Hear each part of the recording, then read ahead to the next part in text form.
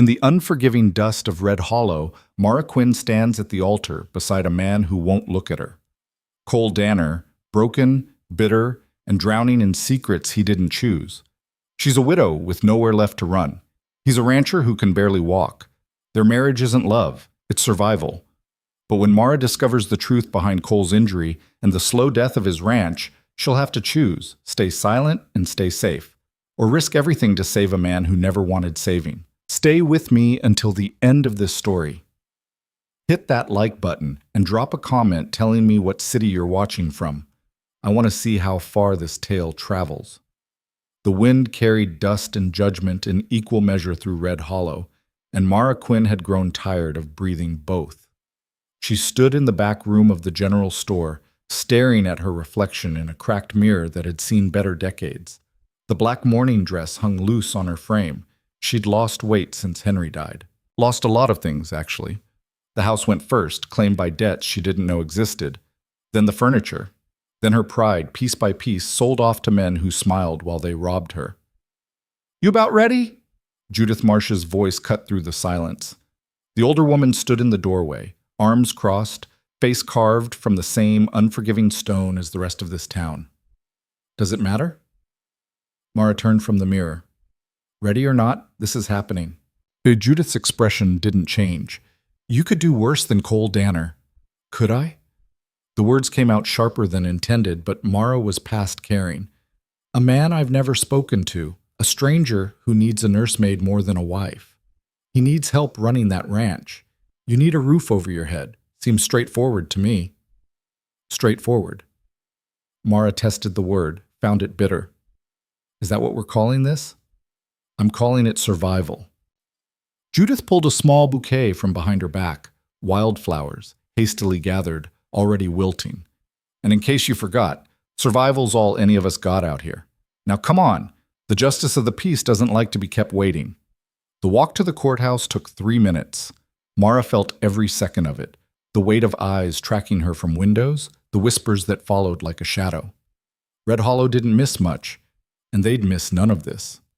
The widow Quinn, married off before her late husband was cold in the ground, desperate enough to take a cripple. Shameful, really. Convenient, though. At least she wouldn't be the town's problem anymore. The courthouse steps creaked under her boots. Inside, the air hung thick with the smell of old wood and older grudges. Justice of the peace. Thomas Weaver stood behind his desk, looking like he'd rather be anywhere else. To his left stood a man Mara recognized but had never met. Victor Hale, the banker, the deal maker, the man who owned half the town and held mortgages on the other half. And beside Victor, leaning heavily on a cane, stood Cole Danner. Mara stopped in the doorway. She'd seen him before, from a distance. Hard not to notice a man who'd once been the best horseman in 3 counties, reduced to limping through town on his rare appearances. But up close, the damage showed more clearly. He was tall, would have been taller if he stood straight instead of favoring his right side. Broad through the shoulders, but too thin everywhere else. Dark hair needed cutting, jaw needed shaving, eyes needed something. Hope, maybe. Or at least the memory of it. He looked at her the way you'd look at a particularly complicated problem you didn't ask to solve. "Miss Quinn." Victor Hale stepped forward, smile bright and empty. "So glad you could make it. I didn't have much choice, did I?" Victor's smile widened. "We all have choices. You're making a wise one today." "Am I? Look, Cole here needs help with the ranch. You need security. It's a practical arrangement." Victor gestured toward Cole like he was showing off livestock. "Everyone benefits." Mara shifted her gaze to Cole. "And what do you say about this arrangement?" For a long moment, Cole said nothing. Just stood there, jaw tight, knuckles white around the head of his cane. When he finally spoke, his voice came out rough, like he didn't use it often enough to keep it working smooth. "I say Victor's right about one thing. It's practical. That's all? What else do you want me to say?" Cole's eyes met hers, gray, like storm clouds that forgot how to rain. "That I'm thrilled? That this is what I dreamed about? We're both here because we don't have better options. No point dressing it up." Judith cleared her throat. "Maybe we should just get on with it. Justice Weaver nodded, grateful for the excuse. Right. Well, let's begin. He opened the book in front of him, pages yellow with age. Dearly beloved. Skip that part, Cole interrupted. Just the legal bits. Weaver blinked. The legal bits? The vows, the pronouncement, whatever makes this official. Cole shifted his weight, pain flickering across his face. No need for theater. I suppose we can do that. Weaver flipped ahead a few pages. Cole Danner, do you take this woman to be your lawfully wedded wife? I do. The words had all the warmth of a signed receipt. And Mara Quinn, do you take this man to be your lawfully wedded husband? Mara looked at Cole, at Victor, still smiling like he'd just closed a profitable deal, at Judith, expression unreadable, at the justice of the peace, already reaching for his pen to record this transaction. She thought about the alternative, the boarding house in Blackwater that took in desperate women and charged them in ways that had nothing to do with money. The factory work in the city, 12 hours a day, 6 days a week, for wages that wouldn't cover a decent meal. The slow starvation of pride that came with depending on charity from people who made sure you never forgot their generosity. I do. Weaver scribbled something in his book. Then, by the power vested in me by the territory of Colorado, I pronounce you husband and wife. He didn't bother with anything about kissing, just closed the book. Congratulations. Victor clapped Cole on the shoulder, a gesture that made Cole's face tighten. There we are. All official. Bossats. He pulled an envelope from his jacket. Now, about the loan extension we discussed. Later. Cole's voice had an edge now. We'll discuss it later. Of course, of course. Victor tucked the envelope away, but Mara caught the look in his eyes. This wasn't over. Whatever discussion they'd had, whatever deal Victor thought he'd made, it had teeth. I'll come by the ranch next week. We can review the terms. Fine. Victor tipped his hat to Mara. Mrs. Danner, welcome to the family, so to speak.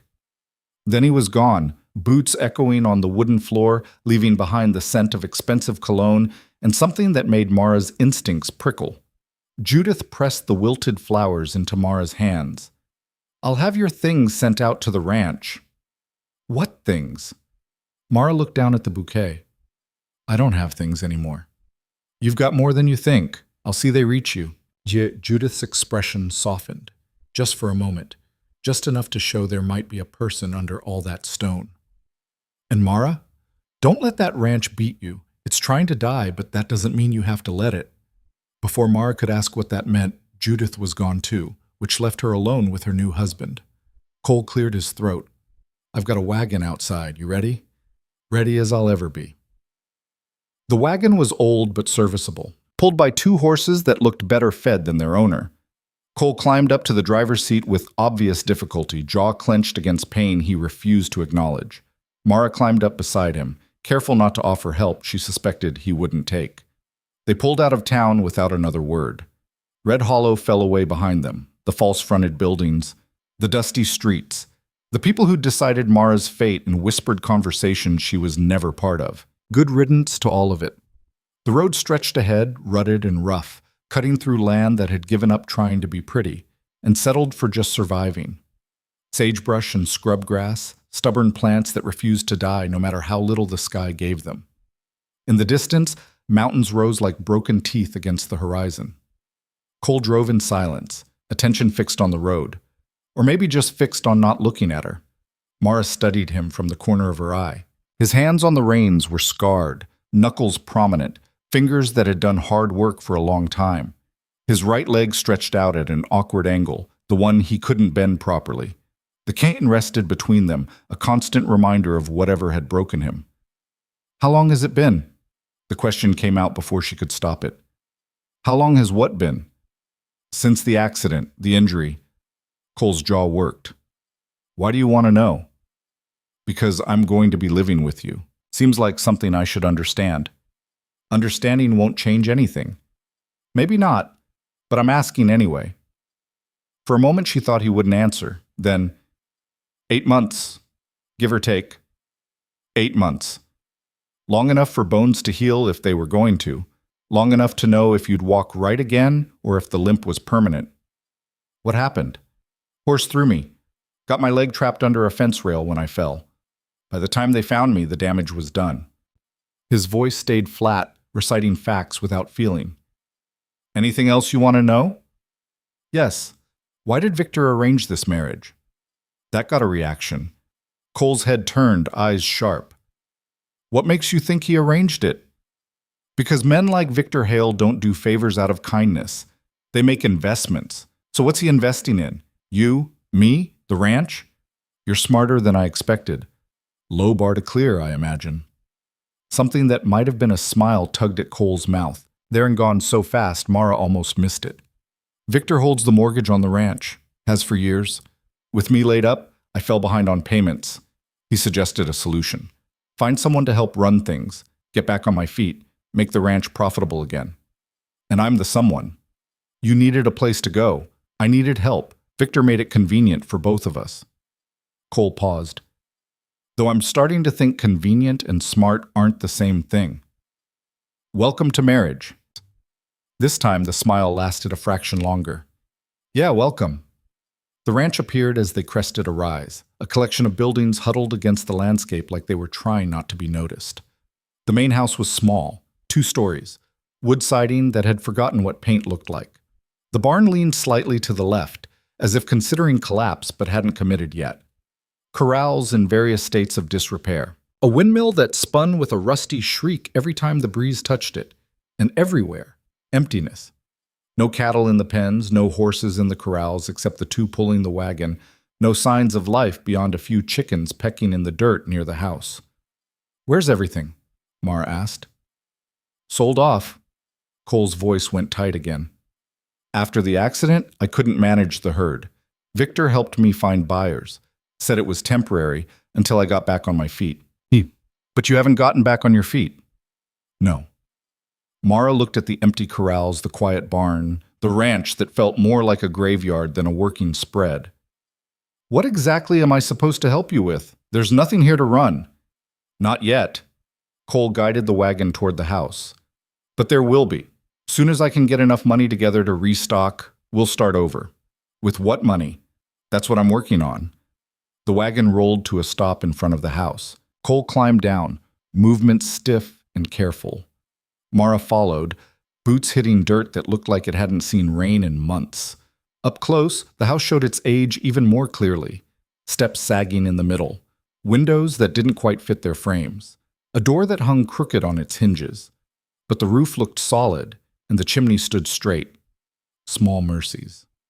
Cole pushed the door open. It's not much. I wasn't expecting much.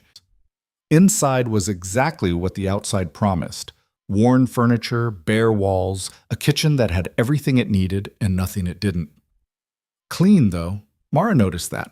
No dust on the surfaces, no dishes piled in the basin. Someone had been keeping up with the basics, at least. There's 2 bedrooms upstairs, Cole said, not quite meeting her eyes. You can have the one on the right. I took the left already. So that's how it was going to be. Separate rooms, separate lives. A marriage in name only, just like she'd suspected. Fine. I don't eat breakfast. Coffee's good enough. Lunch is usually whatever's quick. Dinner's the main meal, if we're having one. Cole moved toward the kitchen, cane thumping on the wooden floor. There's not much in the larder right now, but Judith said she'd send supplies with your things. What do you do all day? Mara looked around the empty house.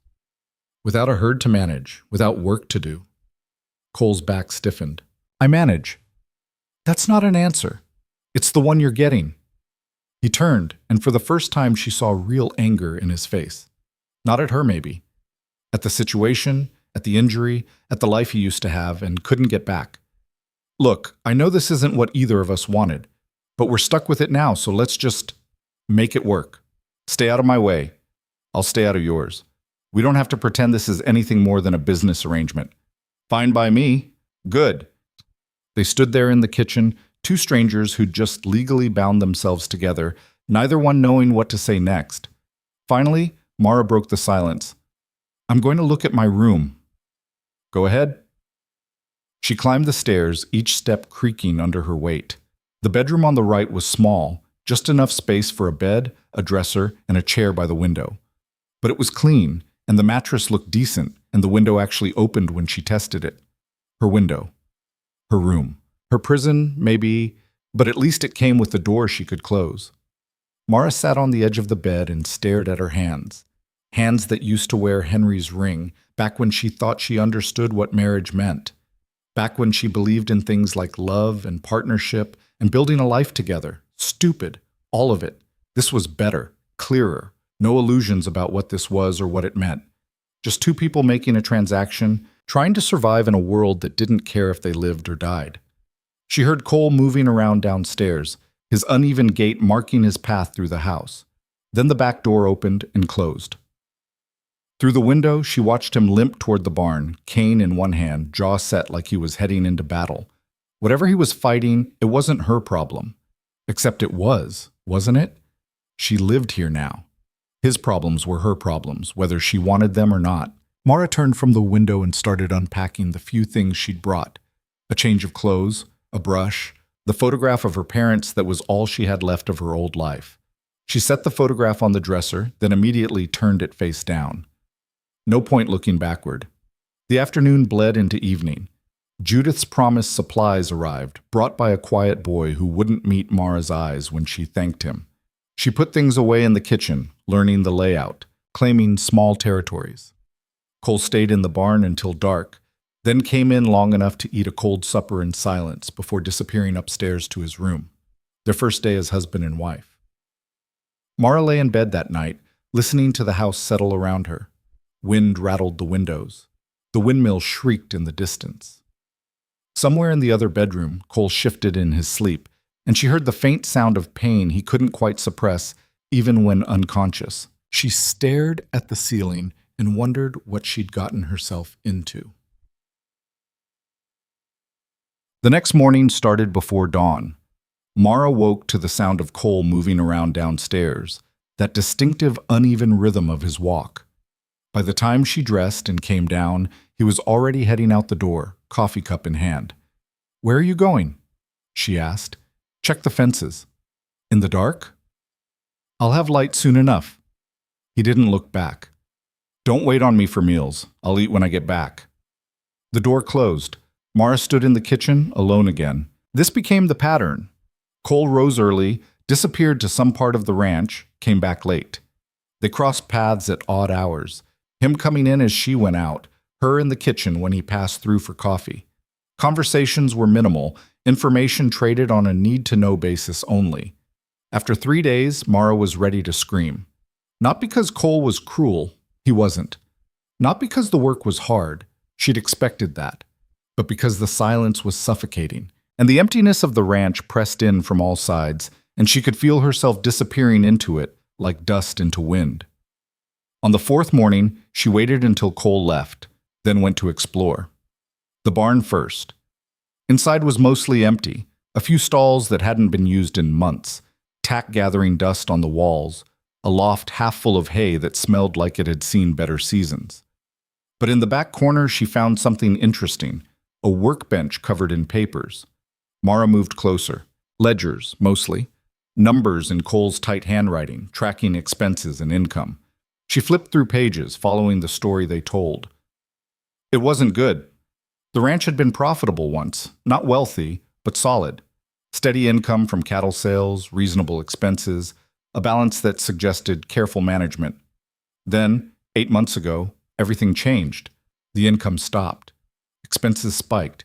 And loan after loan appeared, all from Victor Hale's bank, each one at terms that made Mara's stomach turn. "What are you doing?" She spun around. Cole stood in the barn doorway, face dark. "I was just going through my private papers." He limped forward, anger in every step. "Without asking. I was trying to understand. Understand what?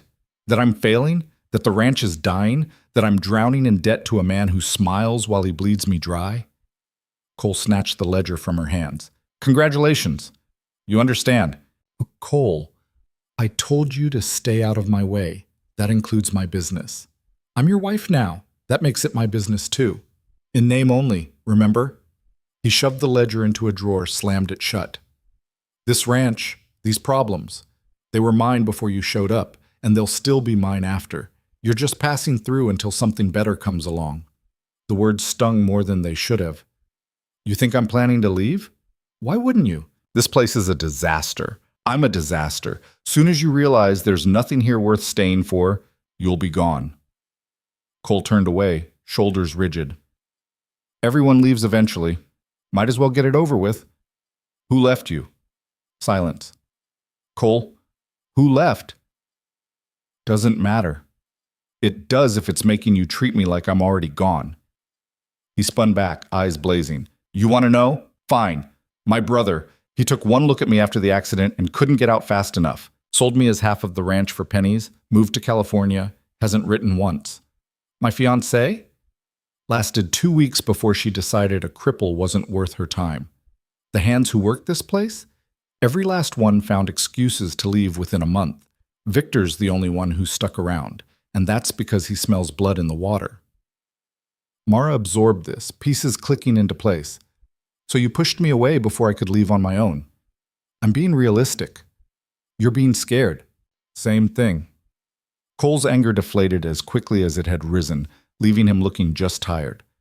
Look, I'm not trying to be cruel. I'm trying to be honest. This ranch is dying. I can't fix it, and I can't ask you to drown with me. You didn't ask. I'm already here. You don't have to stay. Where else would I go? Mara stepped closer. You think I have options you don't know about? Secret resources? A backup plan? She laughed, harsh. Cole, I'm as stuck as you are. The only difference is I'm not pretending otherwise. He looked at her, really looked, maybe for the first time since the wedding. So what do we do? I don't know yet, but hiding in separate corners of this house isn't working. Mara gestured to the closed drawer. Let me see the books. All of them. If we're going down, I at least want to understand why. Why does it matter? Because I spent 2 years watching Henry die from a sickness neither of us understood. Every day wondering if there was something I missed, something I could have done different if I'd just known more. Her voice cracked, just slightly. I'm not doing that again. I'm not sitting in the dark while everything falls apart around me. Cole's expression shifted. Not quite sympathy, but something close. Recognition, maybe. The shared understanding of people who'd both lost things they couldn't get back. He pulled the drawer open again. All right, but don't say I didn't warn you. They spent the rest of the morning at the workbench, going through every ledger, every receipt, every record Cole had kept. The picture that emerged was worse than Mara had imagined. Victor's loans weren't just expensive, they were predatory. Interest rates that doubled every quarter. Balloon payments timed to hit when Cole would have no way to make them. Clauses buried in fine print that gave Victor rights to the ranch if any single payment was missed. He's trying to take the ranch, Mara said. I know. No, I mean he's actively trying. These loans aren't meant to help you. They're meant to ensure you fail. She pointed to a clause in the most recent agreement. See this?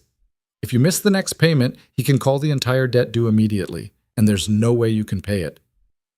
I've been working on a plan. What plan? Selling off pieces until there's nothing left? Mara flipped through the sales records. Cole, you've sold everything that had value. The cattle, the breeding stock, even the good horses. What's left to sell? The land. That's what he wants, don't you see? He's been circling, waiting for you to get desperate enough to sell him the land at a fraction of its worth. And once he has it, you'll have nothing. Cole slumped against the workbench. Then what am I supposed to do? The payment's due in 2 weeks. I don't have the money. I can't raise it. Unless you've got a miracle hiding somewhere, we're already dead. Mara stared at the ledgers, her mind racing. There had to be something, some angle they hadn't seen, some option Victor hadn't accounted for. Then she noticed something odd. Cole, these supply expenses, the ones from the past 6 months, they're high. Ranch expenses always are. No, I mean, they're too high. Look. She pulled out several receipts. You're paying twice what you should for basic supplies, sometimes 3 times. Victor recommended the suppliers, said they were reliable. They're robbing you. Mara spread the receipts out. And I'll bet if we dig deeper, we'll find they're connected to Victor somehow. He's not just bleeding you through loans, he's making sure you can't recover even if you wanted to. Cole's face went pale, then red. That son of a... Wait. Mara held up a hand. Don't confront him yet. Not until we know everything. Why not? Because angry and uninformed gets you nowhere. We need to understand the full scope of what he's doing before we make a move. She tapped the ledgers. There might be more. Things you haven't noticed because you've been drowning in everything else. And if there is more, then we use it. Every piece of evidence, every inconsistency, every lie he's told. Mara met his eyes. But we have to be smart about it. Victor's a predator. He's good at this. If we come at him half prepared, he'll destroy us. Cole studied her face. You've changed. What do you mean? When you walked into that courthouse, you looked defeated, like you'd already given up. He gestured at the papers spread between them. This isn't someone who's given up. Mara thought about it. He was right. Something had shifted. Maybe it was having a problem to solve that wasn't death or grief. Maybe it was realizing she wasn't as powerless as she'd thought. Or maybe it was just anger, finally finding a target that deserved it. I'm tired of losing, she said simply. Yeah. Cole's expression hardened.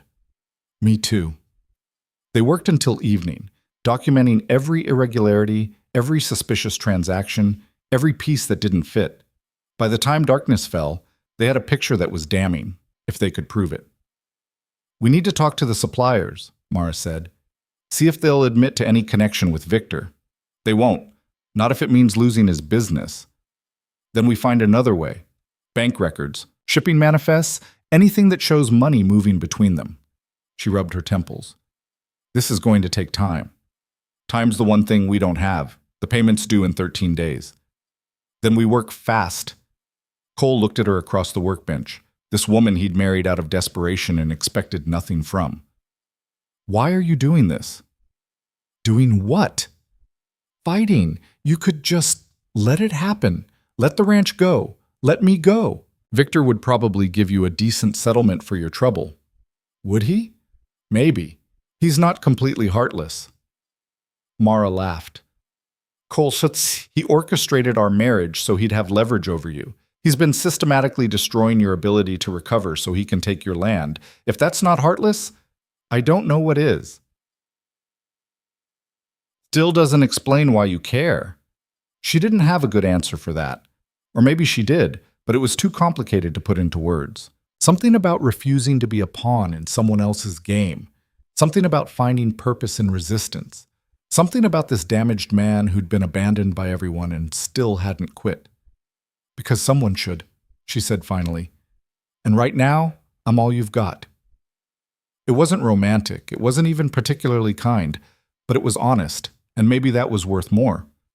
Cole nodded slowly. All right then. We fight. We fight. They shook hands across the workbench, sealing a different kind of vow than the ones they'd spoken in the courthouse. This one felt more real. The next morning, Mara woke to find Cole already at the kitchen table, papers spread out in front of him. You're up early, she said.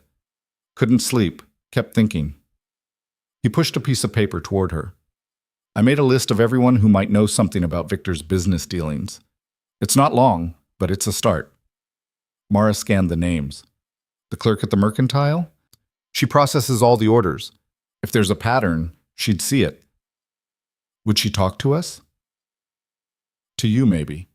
She's got no reason to trust me. I owe the mercantile money, too. Cole grimaced. But a woman asking friendly questions, that might work. You want me to spy. I want you to have a conversation. If you happen to learn something useful, that's just efficiency. Despite everything, Mara smiled. You're devious. I'm desperate. There's a difference. But he was almost smiling too, and it changed his whole face, made him look younger, less haunted. Think you can do it? I can try. She rode into town that afternoon on one of the horses, the first time she'd been back since the wedding. Red Hollow looked the same, dusty, unwelcoming, full of people who'd decided her story before she could write it. But she held her head high walking into the mercantile, because she'd be damned if she'd give them the satisfaction of seeing her broken. The clerk, Sarah Hendricks, looked up when the bell jangled. Mrs. Danner, what can I do for you? I need to place an order for supplies, just the basics, flour, sugar, coffee, that sort of thing. Of course. Sarah pulled out an order form. I can have it delivered by the end of the week. Actually, I was hoping to pick it up myself. I want to make sure everything's right. Mara leaned against the counter, casual. I've been going through the ranch records, and some of the previous deliveries had, discrepancies. Sarah's pen paused. What kind of discrepancies? Oh, nothing major, just quantities that didn't quite match what was ordered. I'm sure it was an honest mistake. I'm very careful with my orders, Mrs. Danner. I'm sure you are. Mara smiled. That's why I'm confused. Unless someone else was changing the orders after you processed them? The pen stopped moving entirely. Sarah looked up, something guarded in her expression. I wouldn't know anything about that. Of course not. I'm just trying to understand how things work. Mara kept her voice light, friendly. Mr. Hale recommended most of our suppliers, didn't he? He recommends suppliers to a lot of ranchers. And they all pay the same price as we do? Sarah's jaw tightened. You'd have to ask them. I'm asking you. Professional curiosity. Do all of Mr. Hale's clients pay premium rates or just some of us? Mrs. Danner, I don't think... It's fine if you can't say. I understand loyalty. Mara straightened. But if there's something I should know, something that might help me keep my ranch from going under, I'd appreciate the truth. Woman to woman. For a long moment, Sarah said nothing, then quietly, check the invoices from last year before Cole's accident. Compare the prices then to the prices now. Why would they be different? They shouldn't be. Cost of goods hasn't changed that much. Sarah met her eyes. But somehow, the prices to certain customers went up anyway, right around the time Victor Hale started extending more credit. Mara's pulse quickened. That seems like quite a coincidence. Doesn't it, though? Sarah picked up her pen again. Now, about that order. I'll get you the fairest prices I can, and I'll make sure the quantities are exactly right. Thank you, Sarah. Don't thank me. Just be careful. Victor Hale doesn't like people asking questions. But Mara rode back to the ranch with her mind churning. Sarah had basically confirmed it. Victor was manipulating prices, probably taking a cut from the suppliers in exchange for steering business their way. Another layer to his scheme, another way he was ensuring Cole's failure. But it also meant there was a paper trail. Invoices that showed the price increases. Evidence that could prove coordination. She found Cole in the barn, trying to repair a section of fence that had seen better years. How'd it go? He asked without looking up. Sarah all but confirmed it. Victor's connected to the price gouging. Mara dismounted, but she also said something interesting. The prices were normal before your accident. They only went up after. Cole's hand stilled on the fence post, after I was too hurt to notice. Exactly. So he saw an opportunity and took it. Cole's voice went flat. Can't even call it evil, just good business. It's both. Mara tied the horse to a post. But it also means we can build a timeline, show that everything started falling apart right when you were most vulnerable. That's not bad luck. That's calculation. Still doesn't get us the money for the payment. No, but it gives us ammunition. She moved closer. Cole, what if we don't make the payment? He looked at her like she'd lost her mind. Then Victor forecloses. Takes everything. Only if we let him. But what if we challenged the loan itself? Argued it was made under fraudulent circumstances? Who would we argue that to? The judge? Victor owns him too. Maybe not. Or maybe we don't need the judge. We just need the town. Mara's mind raced ahead. If we can show people what Victor's been doing, how he's been manipulating you and probably others, that's not a legal fight. That's public opinion. Public opinion doesn't stop foreclosure. No, but it makes it harder, messier. And men like Victor hate mess. She paced. Ideas forming. He wants this ranch quietly. No fuss, no attention. But if we make noise, if we force him to defend his actions in front of everyone, he'd destroy us out of spite.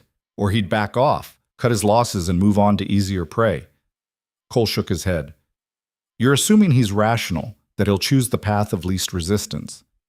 I'm assuming he's a businessman, and businessmen calculate risk versus reward. Mara stopped pacing. Right now, the risk is minimal, and the reward is your ranch. But if we change that equation, it's still a huge gamble. As opposed to what? Definitely losing? She met his eyes. Cole, we're already at the edge of the cliff. At least this way we're fighting back. He stared at her for a long moment. Then, slowly, he nodded. All right, we make noise, but we better make it loud. They had less than 2 weeks to build their case and plan their move. It wasn't enough time, but it was what they had. And somehow, working together in that barn under the fading light, papers spread between them and a shared determination keeping them warm, it felt like enough. For now. The days that followed had a different rhythm. Where before the ranch had felt like a tomb, now it hummed with quiet purpose. Mara and Cole moved around each other with less awkwardness, their conversation shifting from stilted exchanges to actual planning. They still slept in separate rooms, still maintained their careful distance. But something had changed. They were allies now, whether they'd meant to be or not. Mara spent her mornings in town, asking careful questions and building a network of information. She learned which shopkeepers resented Victor's influence, which farmers had been squeezed by similar loans, which families had lost their land to his generosity. The picture that emerged was uglier than she'd imagined. Victor Hale wasn't just opportunistic, he was systematic. He'd been working Red Hollow like a mine, extracting value and leaving ruins behind. But people were scared. Every conversation ended the same way: sympathy, outrage, then silence.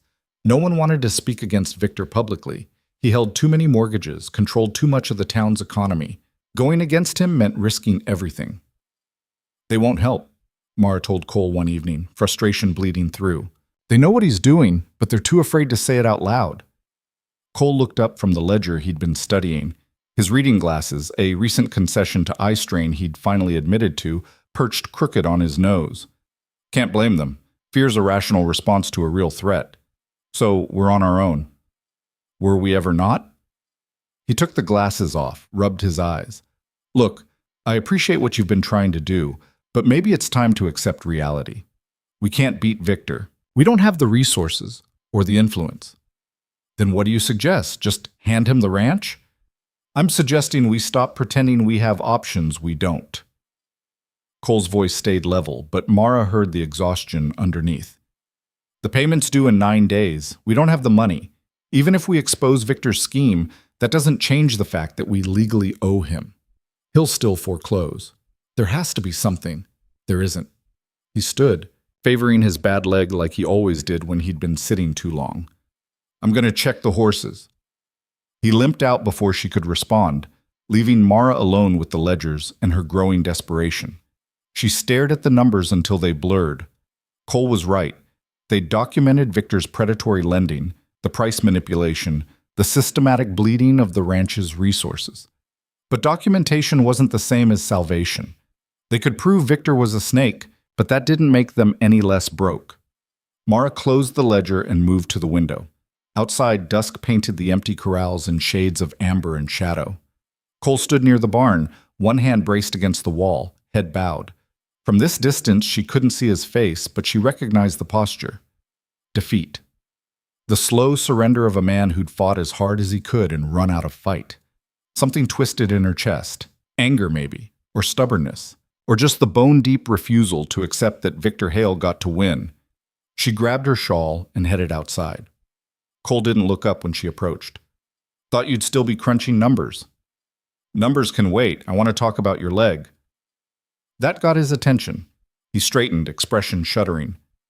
What about it? When did you last see a doctor? Right after the accident. He said the damage was permanent. And you just accepted that? What else was I supposed to do? The bone healed wrong. That's not something you can argue with. Cole's jaw tightened. Why are you asking? Mara chose her words carefully. Because I've been watching you. The way you move, the way you compensate. It's not just bone damage. There's muscle involvement. Probably nerve issues too. So bone might be permanent, but muscle and nerve damage can sometimes be addressed. Not cured, but improved. She paused. I know some things about treatment, rehabilitation, techniques that might help. Cole stared at her. What kind of techniques? Henry, my late husband, he had seizures. Toward the end, his muscles would lock up so bad he couldn't move. The doctor said there was nothing to be done, but I found other sources. Herbal remedies, manipulation therapies, exercises that helped keep the muscles from atrophying completely. Mara met his eyes. It didn't save him, but it gave him more time with less pain, and I learned a lot in the process. You're saying you could help me walk better. I'm saying I might be able to help. No promises. She kept her voice steady. But if you'll let me try... No? The word came out flat, final. Cole, I said no. He pushed away from the wall. I don't need your pity treatments. It's not pity. Then what is it? You think if you fix my leg, I'll be more useful, more able to save this dying ranch? His voice rose. Newsflash. It won't matter. Even if I could run like I used to, we're still broke. We still owe money we don't have. My leg isn't the problem here. You're right. It's not the problem. Mara kept her ground. But it's something I might actually be able to help with, and I'm tired of feeling useless. That stopped him. What? You think this is about you? About pity? She laughed, harsh. Cole, I've spent the last week running around town begging for scraps of information from people too scared to help us. I've documented fraud we can't prove and built cases we can't argue. I'm drowning in my own inadequacy here. So forgive me for wanting to do one thing, just one thing, that might actually make a difference. Cole's anger deflated. You're not inadequate. Tell that to our bank account. That's not your fault. And your leg isn't yours. But we're both stuck with circumstances we didn't choose. Mara pulled her shawl tighter. Look, I'm not asking you to trust me. I'm asking you to let me try. If it doesn't work, fine. But if there's even a chance it could help, why does it matter to you? Because I'm your wife. The words surprised her as much as they seemed to surprise him. Not in the way either of us planned, not in the way that means anything, really, but legally, technically, we're bound together, and I take that seriously, even if it started as a transaction. Cole studied her face in the fading light. Whatever he saw there must have been convincing because his shoulders dropped. What would this treatment involve? First, I need to examine the injury, understand what we're working with. When? Now's as good a time as any. He hesitated, then nodded. All right, but in the house. I'm not doing this in a barn. They went inside. Mara lit the lamps in the kitchen while Cole settled into a chair, movement stiff with more than just pain. Embarrassment, maybe, or the vulnerability of letting someone see the damage he usually hid. I'll need you to roll up your pant leg, Mara said. Cole complied, revealing a leg that was thinner than its partner, the muscle wasted from months of disuse. A thick scar ran from his knee to mid-shin, badly healed and angry-looking even now. But it was the way the leg sat, the unnatural angle, the tension in the surrounding muscles, that told the real story. Mara knelt beside him. I'm going to touch it. Tell me if anything hurts. It all hurts. Then tell me if anything hurts worse. She started at the ankle, fingers gentle, feeling for heat and swelling. The ankle itself seemed fine, good range of motion, no obvious damage. But as she moved up to the calf, she felt the difference. The muscle was tight, contracted, fighting against itself. And when she pressed carefully along the shin, Cole hissed, There? Yeah. The bone healed crooked. You can feel it. There's a ridge where it shouldn't be. Mara continued her examination. But the bigger problem is the muscle. It's been compensating for so long it's locked up, probably pulling on the knee joint, which is why you can't bend it properly. Can it be fixed? Not fixed, but maybe loosened. She sat back on her heels. I'd need to work the muscle, try to release some of the tension. It won't be pleasant. How unpleasant? Honestly, it'll probably hurt like hell, at least at first. Mara met his eyes. But if we can get the muscle to relax even a little, it might take pressure off the joint, give you more flexibility. Cole considered this, and if it doesn't work, then you're no worse off than you are now. That's a low bar. It's the honest one. He looked at his damaged leg, then back at her. All right, when do we start? Tomorrow morning. I'll need to prepare some things. A poultice to help with inflammation, oils for the manipulation. Mara stood. And Cole? This won't be a one-time thing. If it works at all, it'll take weeks, maybe months. You'll need to do exercises, follow through even when it hurts. I can handle pain. I know, but can you handle hope? That's usually the harder part. The question hung between them. Then Cole rolled his pant leg back down, careful not to meet her eyes. Guess we'll find out. That night, Mara lay awake thinking about what she'd just committed to. She hadn't lied. She did know techniques that might help, but she'd simplified the truth. What she knew came from desperate research during Henry's illness, from books borrowed from traveling physicians, from conversations with an old Chinese herbalist who'd settled in Blackwater and treated patients the regular doctors had given up on. The techniques were unconventional. Some people called them witchcraft, though that was ignorance talking. But they worked, sometimes. She'd seen enough results to believe in the methods, even if she couldn't always explain why they succeeded. The bigger question was whether Cole would trust her enough to endure the process, because Mara knew from experience that healing hurt worse than staying broken. The body resisted change, fought against hope. Convincing it otherwise took patience, persistence, and a level of faith that neither of them seemed to possess.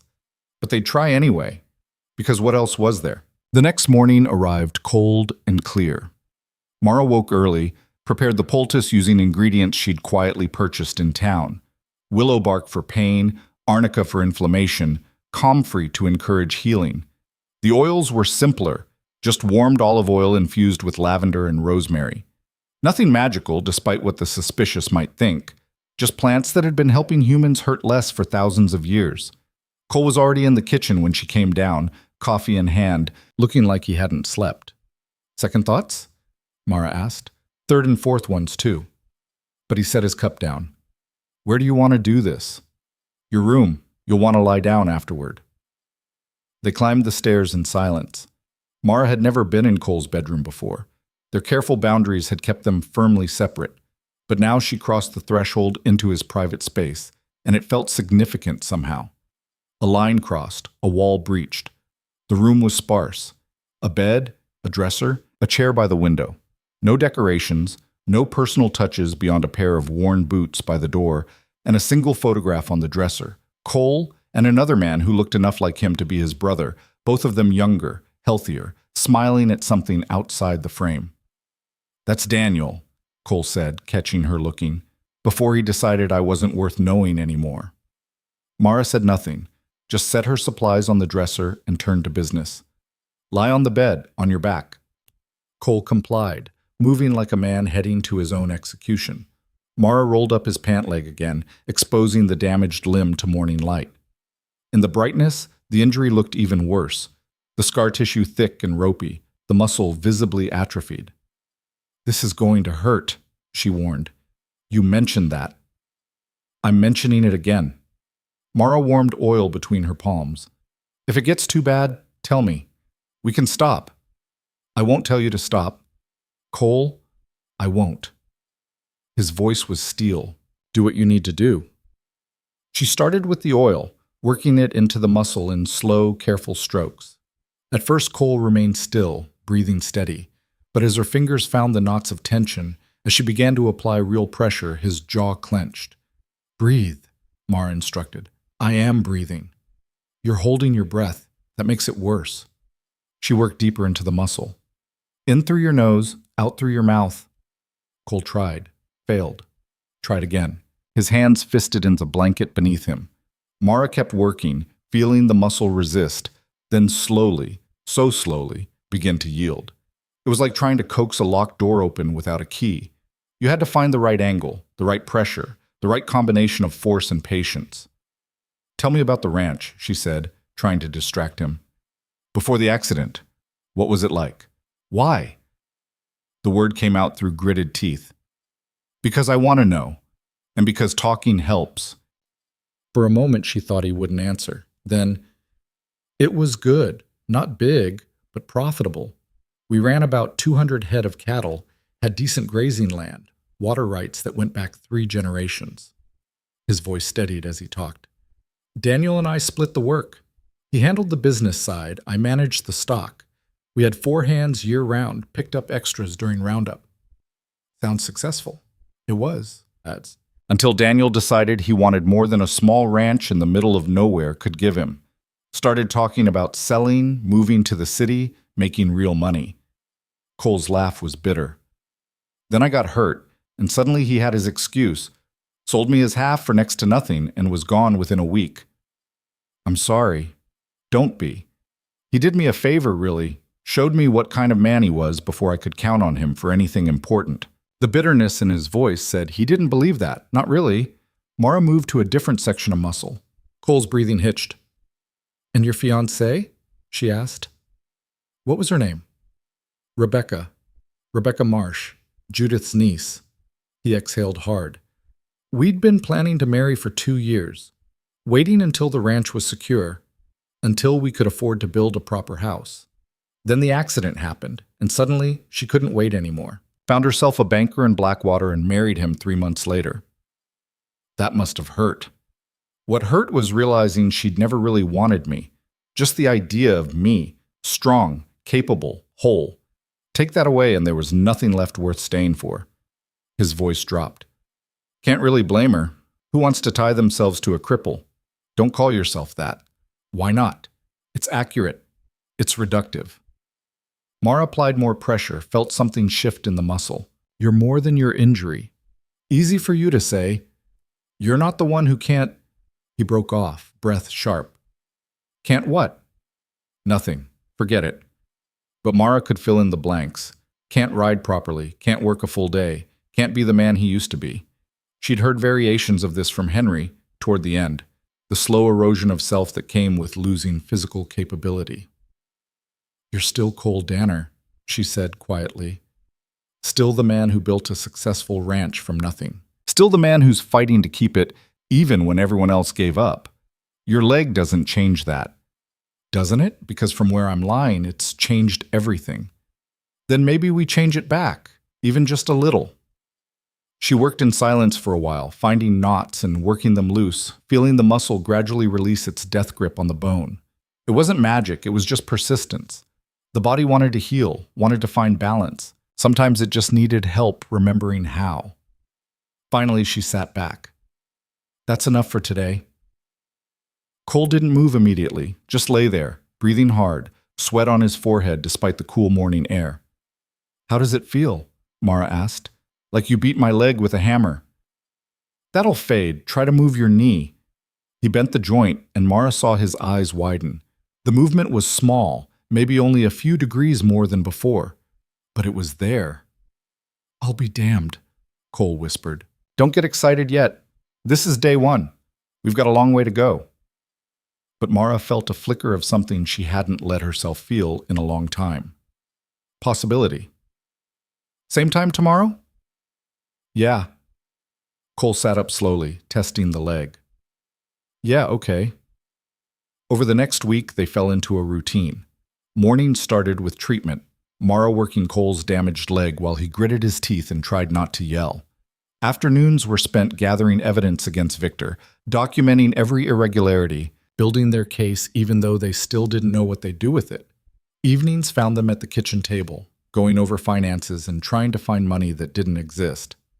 The ranch payment deadline crept closer. 8 days, 7, 6. But something else was happening too. Cole's leg was improving. Not dramatically, this wasn't a miracle, but incrementally, measurably, he was regaining flexibility. The limp didn't disappear, but it softened. He could put more weight on the leg without wincing, could bend his knee enough to mount a horse without help. I don't understand it, he said one morning, watching Mara prepare the poultice. The doctor said the damage was permanent. The bone damage is permanent, but the muscle responds to treatment, and once the muscle relaxes, it stops pulling the joint out of alignment. Mara mixed the herbs with practiced efficiency. The body's smarter than we give it credit for. It just needed permission to heal. Permission from you? Permission from itself. I'm just the one doing the convincing. Cole was quiet for a moment. Where did you really learn this? Mara's hand stilled. I told you, taking care of Henry? You learned complex muscle manipulation and herbal medicine while caring for a dying husband? In addition to everything else you were dealing with? I was desperate. Desperate people learn fast. Or you already knew it. Cole's eyes were sharp. You're too good at this, Mara. Too confident. This isn't something you picked up from books. She could lie. Probably should lie. But they'd been truthful with each other so far, and breaking that pattern felt wrong. My mother, she said finally. She was a midwife, learned from her mother, who learned from hers. They didn't just deliver babies, they treated all kinds of ailments, especially the ones regular doctors ignored or couldn't fix. Mara met his gaze.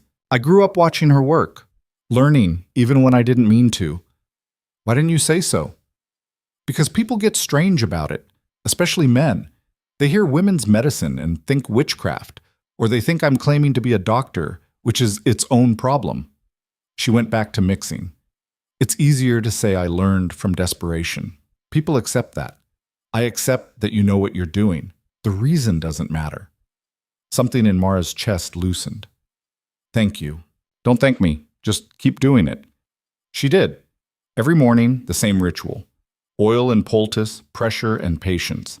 And every morning, Cole endured it without complaint, though she knew it hurt. Knew he sometimes bit his lip hard enough to draw blood. Knew he gripped the bed frame so tight his knuckles went white. But he never asked her to stop.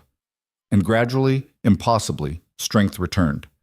5 days before the payment deadline, Victor Hale came calling. Mara saw the buggy approaching from the kitchen window and felt her stomach drop.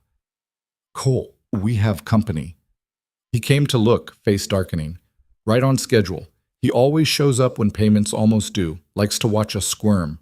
What do we do? Same as always. Smile, be polite, don't give him any ammunition. Cole straightened, and Mara noticed he wasn't reaching for his cane. Let me do the talking. They met Victor in the yard. He climbed down from his buggy with that same bright, empty smile, looking around the ranch like he was already calculating its value. Cole, good to see you. Victor's gaze flicked to Mara. And Mrs. Danner, looking well. Mr. Hale. Mara kept her voice neutral. I hope I'm not interrupting anything important. Just the usual work, Cole said. What brings you out here? Oh, just a friendly visit. Wanted to check in, see how you're managing. Victor's eyes were sharp despite the casual tone. The payment's due Monday. I trust there won't be any issues? We're working on it. Working on it. Victor's smile thinned. That's not quite the reassurance I was hoping for. I said we're working on it. That's all I can tell you right now. Cole, I've been patient. Extended you more credit than I probably should have, given the circumstances. Victor gestured to the empty corrals. But my patience isn't infinite. If you can't make the payment, then you'll foreclose. I know. Cole's voice stayed level. I've read the contract multiple times. Then you understand the situation. Victor turned to Mara. Mrs. Danner, perhaps you can talk some sense into your husband. This stubbornness isn't helping anyone. My husband seems sensible to me, Mara said carefully. He's working to meet his obligations. Is he? Because from where I stand, it looks like he's stalling, hoping for a miracle that isn't coming. Victor's mask slipped just for a second. Let me be clear. If that payment isn't in my hand Monday morning, I'll start foreclosure proceedings that afternoon. And once that process begins, there's no stopping it. Understood, Cole said. I wonder if you do. Victor moved closer, dropping his voice. I'm trying to help you, Cole. I always have been. But I can't keep carrying dead weight. Either the ranch becomes profitable again, or it needs to go to someone who can make it work. Someone like you? I'd give you fair market value. More than fair, actually, considering the state of things. Victor spread his hands. Think about it. You could pay off the debts, walk away with money in your pocket, start fresh somewhere else. No shame in admitting defeat. I'm not defeated yet. No, then where's the payment? Cole said nothing. Victor sighed. I'll be in my office Monday morning, 9 o'clock. If you're not there with the money, I'll assume you've made your choice. He climbed back into his buggy. Enjoy your weekend, folks. Might be your last one on this ranch." He drove off, leaving dust and dread in his wake. Cole stood rigid until the buggy disappeared over the rise. Then his shoulders sagged. "We're out of time. We still have 5 days." "To do what? Pull $3,000 out of thin air?" He turned to her, and Mara saw real fear in his eyes. "It's over, Mara. I've been lying to myself, to you, pretending we had a chance. But we don't. Victor wins." "No. Yes. Unless you've got a miracle hiding somewhere." "I might." Cole stared at her. "What?" Mara's mind raced. She'd been thinking about this, turning it over in quiet moments, never quite brave enough to voice it. But they were out of options, out of time, out of everything except the truth. "What if we expose him?" she said. "Not quietly, not through legal channels. Publicly, in front of everyone. We talked about this. Public opinion doesn't stop foreclosure. No, but it might stop him from wanting to foreclose." Mara grabbed his arm. "Think about it. Victor's power comes from respect, from trust. He's the upstanding banker, the pillar of the community. But if people knew what he really is, they wouldn't care. They need his money more than they need the truth. Maybe, or maybe they're waiting for someone to go first, to say out loud what everyone's thinking." She pulled him toward the house. "We have the evidence. The doctored invoices, the predatory loans, the timeline showing he targeted you right after the accident. If we present it right, if we make him defend himself in public, he'll destroy us and then foreclose anyway. Or he'll back off to protect his reputation." Mara's grip tightened. "It's a gamble, but it's the only play we have left." Cole looked at her for a long moment. Then, slowly, he nodded. "All right. How do we do this?" "Town meeting, Saturday night. Everyone will be there." Mara's pulse quickened. "We request time to speak, present our evidence, force him to respond in front of witnesses. That gives us 2 days to prepare. Then we better get started." They worked through the night, organizing evidence, rehearsing arguments, anticipating Victor's counters. Mara wrote everything out in clear, simple language that anyone could understand. Cole gathered every scrap of documentation, receipts, contracts, ledgers, letters.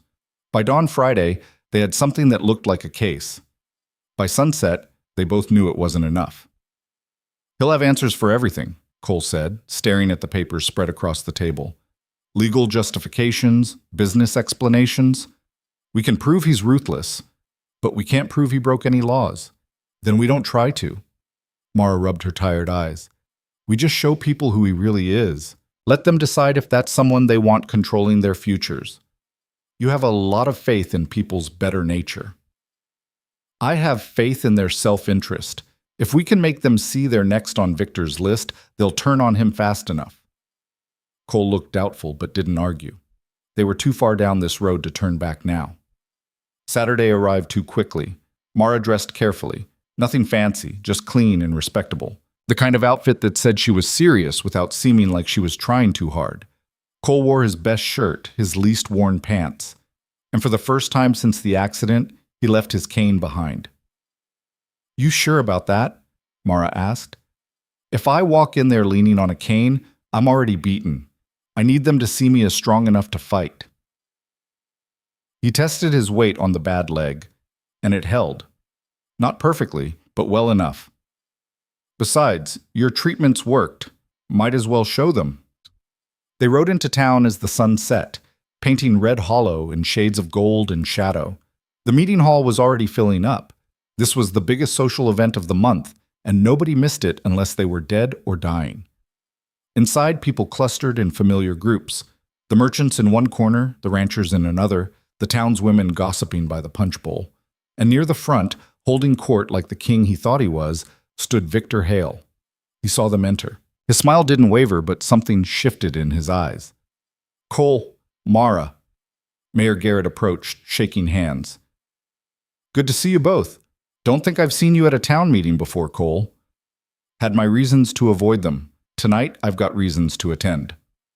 Cole kept his voice steady. "I'd like to address the assembly if there's time." Garrett's eyebrows rose. "About what?" "Business matters, concerns the whole town." "Well, I suppose we can fit you in, after the usual reports." I'd prefer to go first if you don't mind. Something in Cole's tone made Garrett pause. He glanced at Victor, who gave a small shrug, then back to Cole. All right, first on the agenda, but keep it brief. I'll be as brief as the truth allows. They found seats near the back as the meeting began.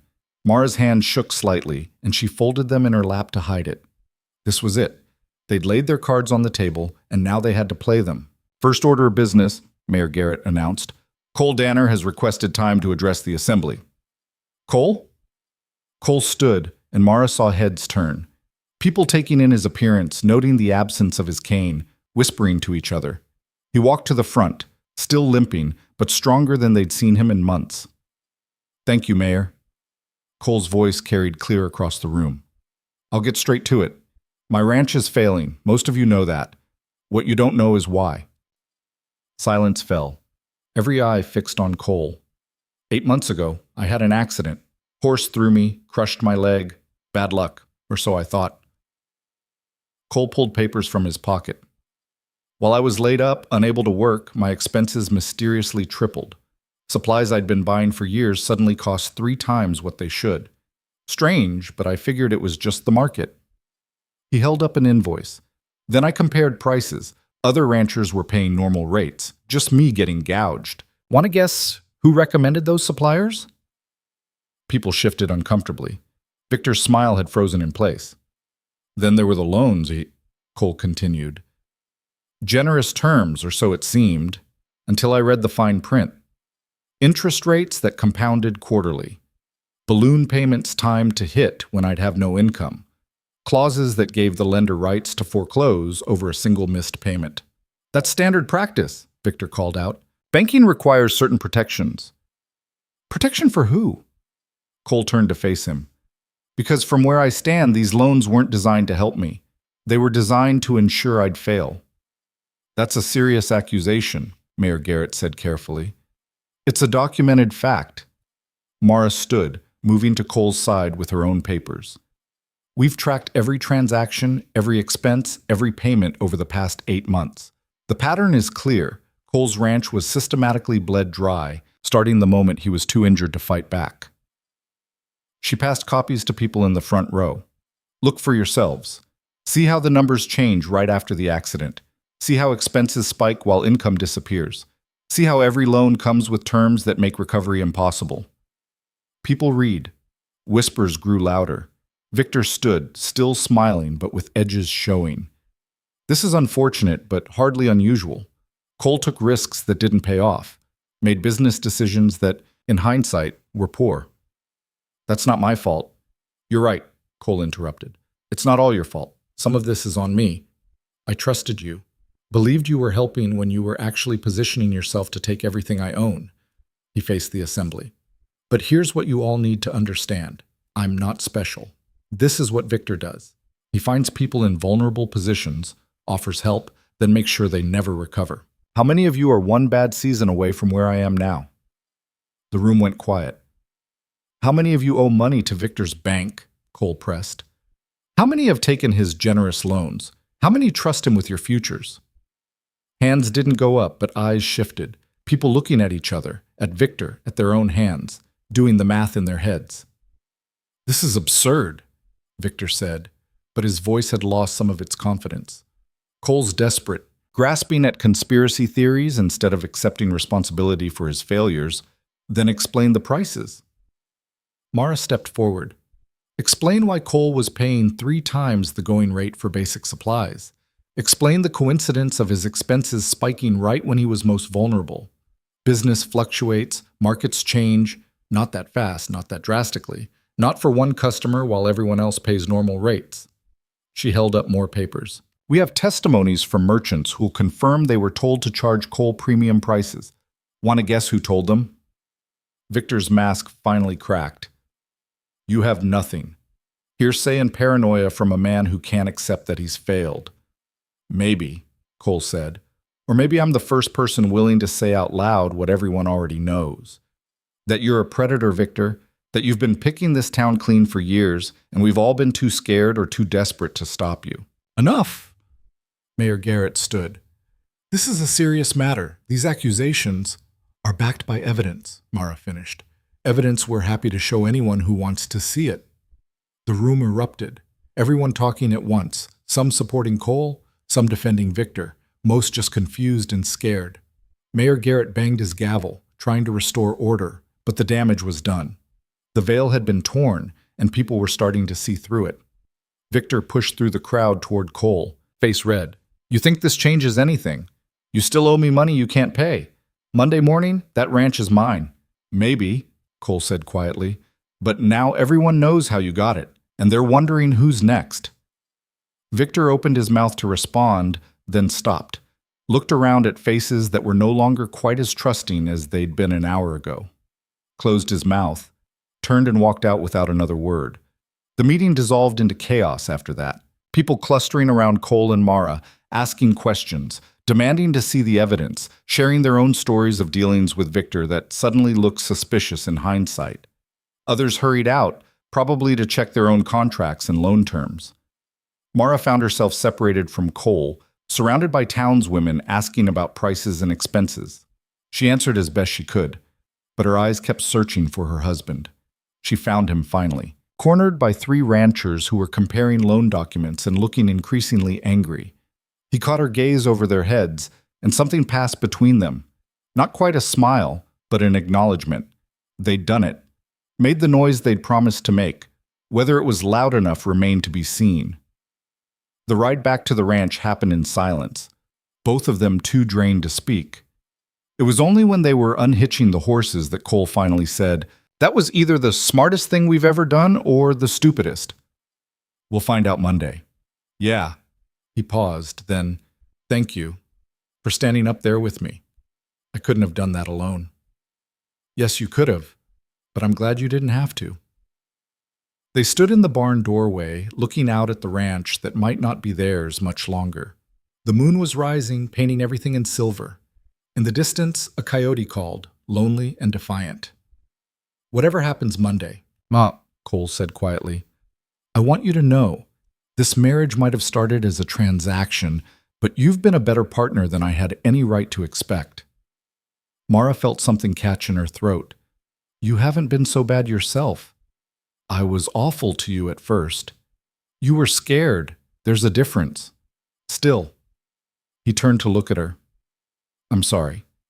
For the coldness, the distance, for treating you like you were temporary when you were the only one who stayed. I didn't have anywhere else to go. You could have walked away a dozen times. Victor probably would have paid you off. But you stayed, and you fought, and you made me believe fighting was worth it." His voice roughened. "So thank you for that, if nothing else." They were standing very close now, close enough that Mara could see the exhaustion in Cole's eyes, the hope he was trying not to feel. Close enough to cross the distance between them, if either one was brave enough. Neither was. "We should sleep," Mara said. "Monday's going to be hard."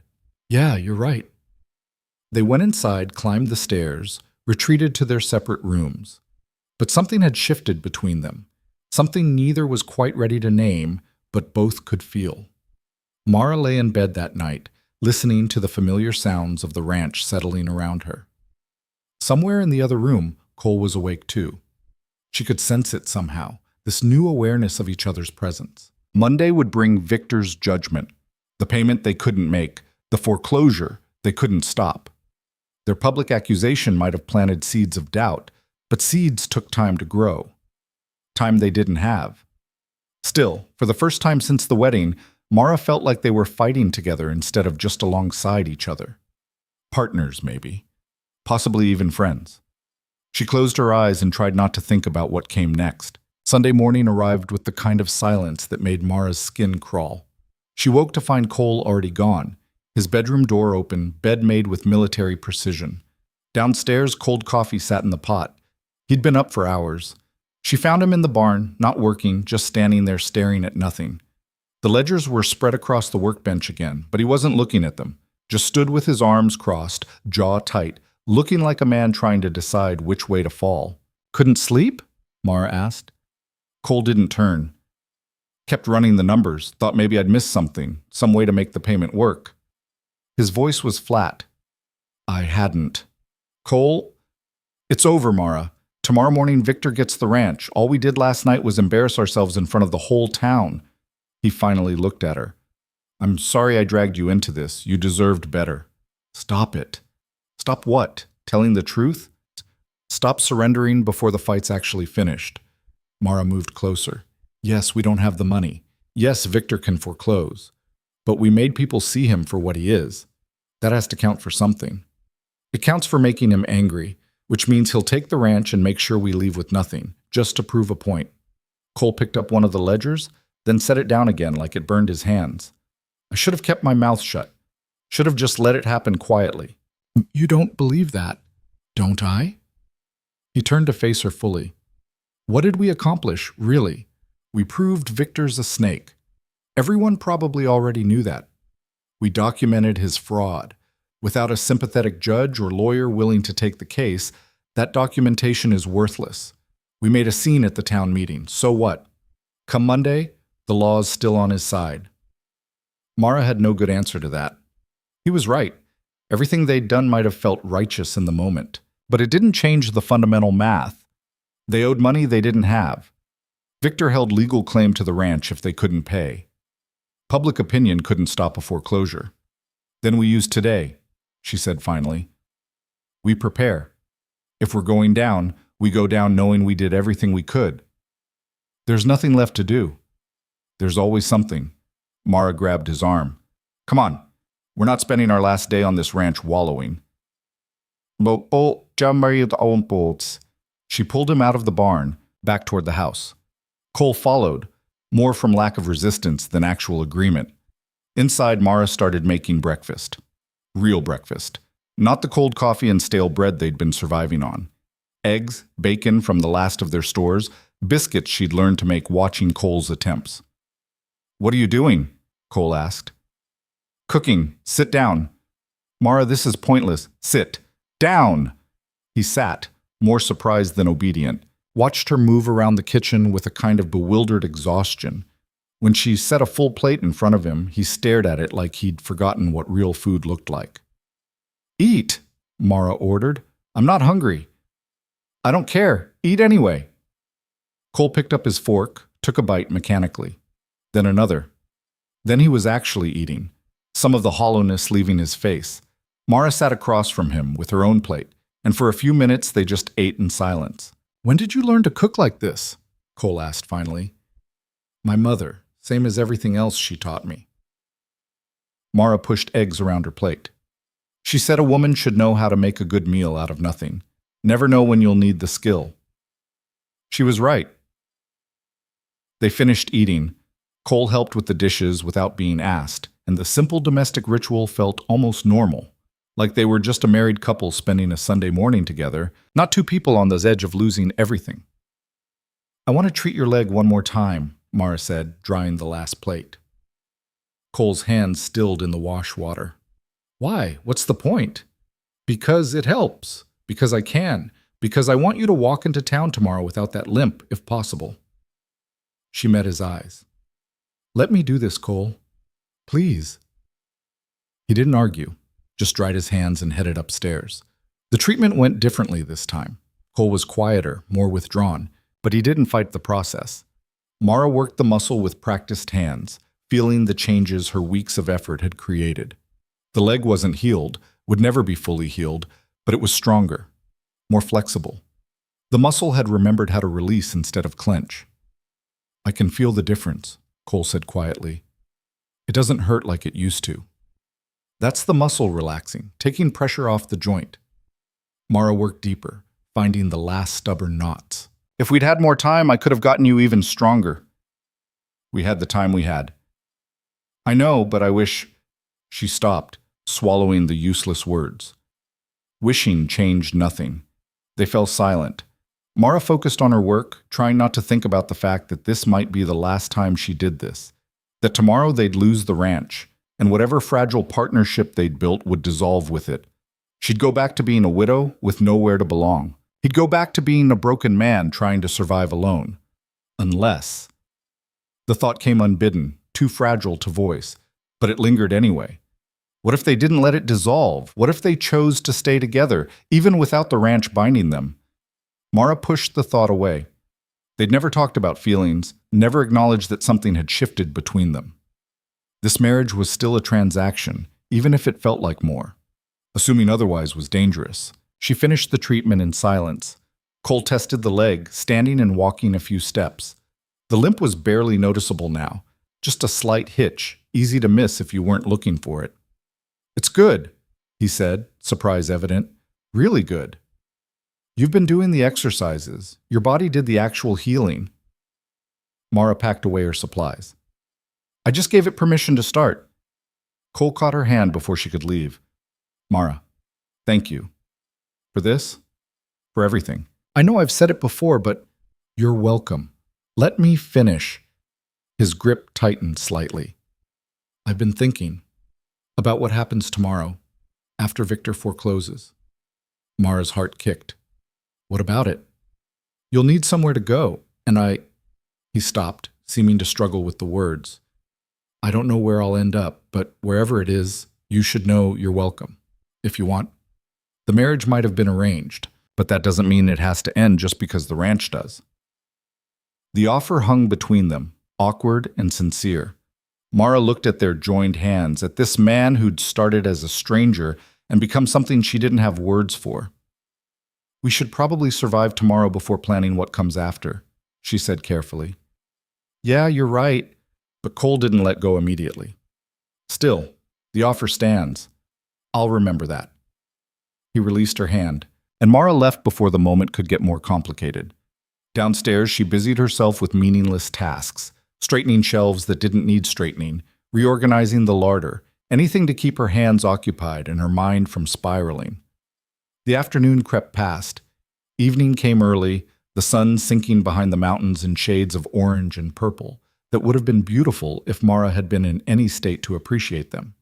She made dinner from the last of their supplies, and they ate in near silence, both too wrapped up in their own thoughts to attempt conversation. Night fell. They should have gone to bed early, gotten rest for tomorrow's ordeal. Instead, they ended up at the kitchen table again, the ledgers spread between them like old friends. "I keep thinking there's something we missed," Cole said, flipping through pages he'd probably memorized by now. "Some loophole, some way out. If there was, we'd have found it weeks ago." "Probably." He closed the ledger. "Doesn't stop me from looking." Mara understood. It was easier to focus on impossible solutions than face the very possible disaster waiting for them tomorrow. Easier to search for answers than accept there weren't any. "Tell me about the ranch," she said suddenly. "Not the business side, the personal side. Why did you want it so badly?" Cole looked up, surprised. "What do you mean?" "I mean, you could have walked away, sold to Victor months ago, started over somewhere else. But you didn't. Why?" He was quiet for a long time. Then, "My father built this place from nothing. Came out here with barely enough money for land and supplies, worked himself half to death proving up the claim. He died young, too young, but he left me and Daniel something real, something that mattered. So it's about legacy." "Partly, but it's more than that." Cole's voice softened. "This ranch is the only place I've ever really belonged. It's home in a way nothing else ever was. Losing it feels like losing myself." Mara nodded slowly.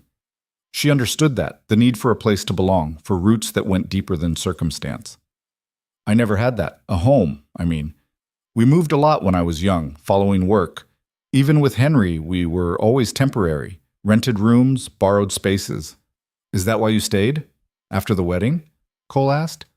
"Because this felt like somewhere you could finally belong?" "Maybe. Or maybe I just had nowhere else to go." She smiled without humor. "Hard to say where necessity ends and choice begins." "Yeah." Cole reached across the table, his hand finding hers. "For what it's worth, I'm glad you stayed, whatever the reason."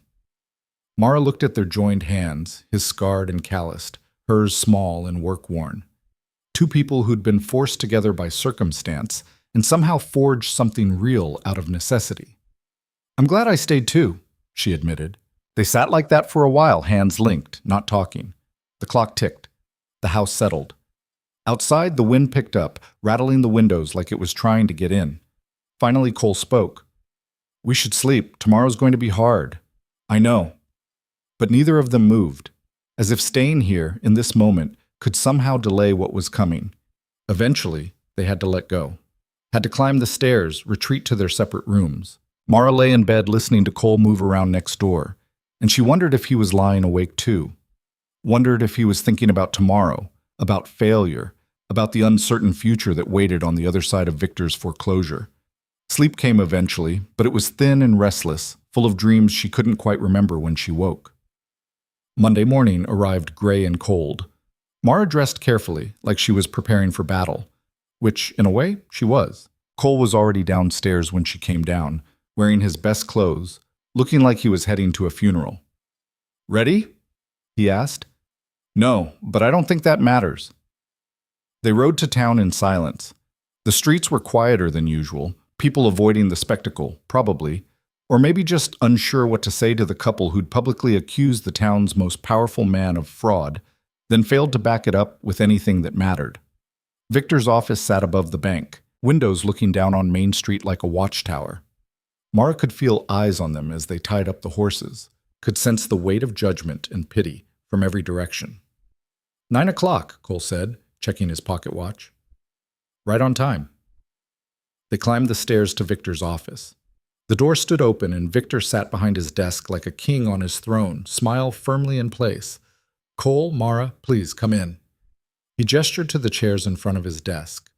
"Sit down." They sat. Victor opened a folder, made a show of reviewing its contents. "So," he said finally, "do you have the payment?" "No," Cole said quietly. "I didn't think so." Victor closed the folder. "That's unfortunate, but not unexpected, given the circumstances." "Just get on with it," Cole said. "We know what comes next." "Actually, you might not." Victor leaned back in his chair. "I've been thinking about your little performance Saturday night. The accusations, the documents, the whole dramatic production. It wasn't a performance. It was the truth.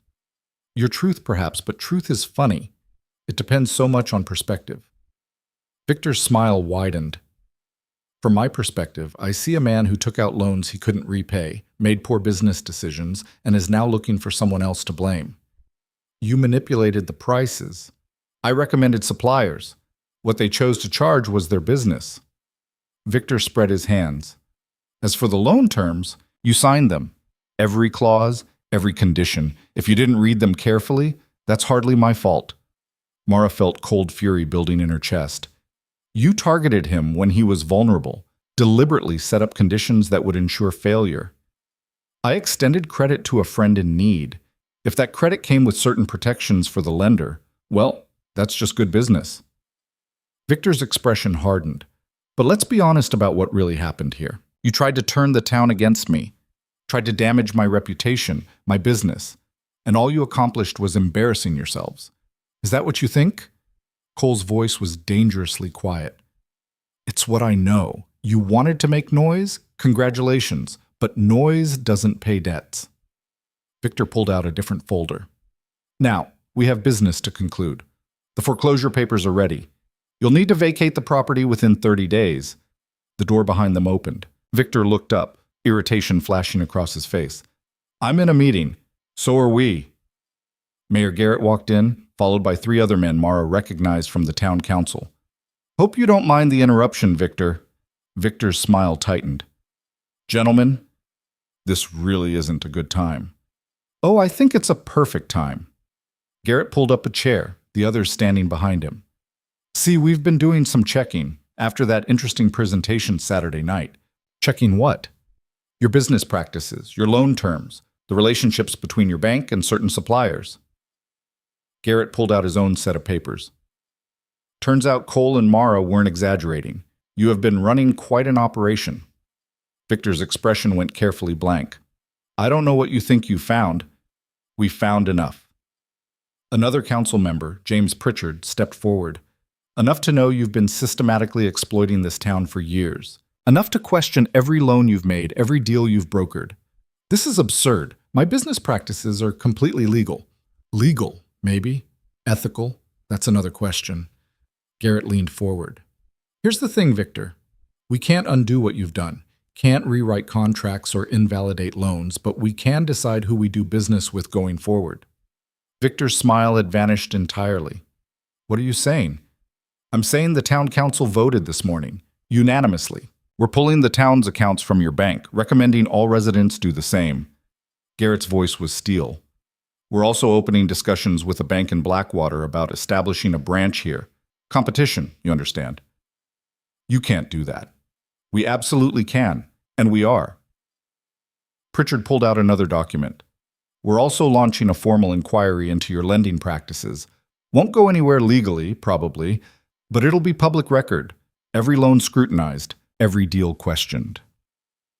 Victor stood, hands flat on his desk. This is because of them? Because of unsubstantiated accusations from a failing rancher and his desperate wife? This is because they made us look, Garrett corrected. Made us ask questions we should have been asking years ago. Made us realize that cheap credit isn't worth the cost if it comes from a predator. I've done nothing illegal. Then you'll have no problem with the inquiry. Garrett stood too. As for the Danner foreclosure, I'd advise reconsidering. The debt is legal, the contract is binding. Sure, but think about the optics. Right now, you're the banker who helps struggling ranchers. Foreclose on coal, especially after all this, and you become the villain who kicks a man when he's down. Given the current climate, Garrett gestured to the papers on the desk. I'm not sure that's a fight you want. Victor's face had gone red. Are you threatening me? I'm giving you advice. What you do with it is your choice. Garrett turned to Cole and Mara. We should go. Let Mr. Hale think about his options. They filed out, leaving Victor standing behind his desk, anger radiating off him in waves. Mara's heart was pounding so hard she thought everyone must be able to hear it. Outside on the street, she finally found her voice. What just happened? Justice, Garrett said simply, or close as we're likely to get. But the foreclosure, Victor's smart enough to know when he's beaten. He'll forgive the loan or extend it on reasonable terms, or sell you back your cattle at fair prices. Something to save face while backing off. Garrett smiled. He's a businessman first. And right now, the business of staying in Red Hollow requires not making enemies of everyone. Cole looked stunned. I don't understand. Saturday night, nobody wanted to help. Everyone was too afraid. Saturday night, we needed someone to go first, to stand up and say what we were all thinking. Pritchard clapped Cole on the shoulder. You did that, and once you did, the rest got easier. But you said the documentation was worthless without a judge. For a legal case, sure, but for public opinion, for giving people permission to act on what they already knew? Garrett shook his head. That documentation was everything. Gave us cover to do what we should have done years ago. Mara felt something a knot in her chest. So the ranch is still yours. For now, at least. Garrett's expression sobered. Victor will back off on the foreclosure. But you've still got work to do. Still need to make that ranch profitable again. Still need to rebuild. This isn't a happy ending, just a reprieve. I'll take it, Cole said, voice rough. Figured you would. Garrett tipped his hat. Good luck, Cole. Mara. And welcome to Red Hollow, for real this time. The council members dispersed, leaving Cole and Mara standing on the street, trying to process what had just happened. Did we just win? Mara asked. I think we just survived. Cole looked at her, and for the first time in weeks, she saw something other than resignation in his eyes. Which is more than I expected. They should have gone home, should have ridden back to the ranch, taken stock of what this reprieve actually meant. But Mara's legs felt shaky, her mind still catching up to the sudden reversal of fortune. I need to sit down, she said. Cole guided her to the bench outside the mercantile. They sat, shoulders touching, watching Red Hollow go about its business around them. People glanced over, some curious, some sympathetic. Some probably disappointed the drama hadn't escalated further. I can't believe that worked, Cole said finally. Your public accusation or my treatment of your leg? Both, either. He flexed his knee, the movement almost unconscious now. Feels like we just walked through fire and came out the other side. We're not through yet. Victor's going to retaliate somehow. Probably, but we bought time, and time's all we needed. Cole turned to look at her. You were right. Making noise, forcing the issue, it worked. I was ready to give up, and you kept fighting. We both fought. No, you led. I just followed. His hand found hers on the bench between them. I would have lost everything if not for you. Mara squeezed his fingers. Then I guess it's a good thing you married me. Yeah. Cole's voice softened. I guess it is. They sat like that for a while, hands linked, watching the town that had decided their fate then changed its mind. Mara felt exhausted and exhilarated in equal measure, her emotions too tangled to sort through properly. Finally, Cole stood. We should head back, figure out next steps. What are the next steps? Rebuild, restock, make the ranch work. He pulled her to her feet, and maybe he stopped, seemed to reconsider. Never mind. What? Nothing, later. But there was something in his expression, something that made Mara's pulse quicken.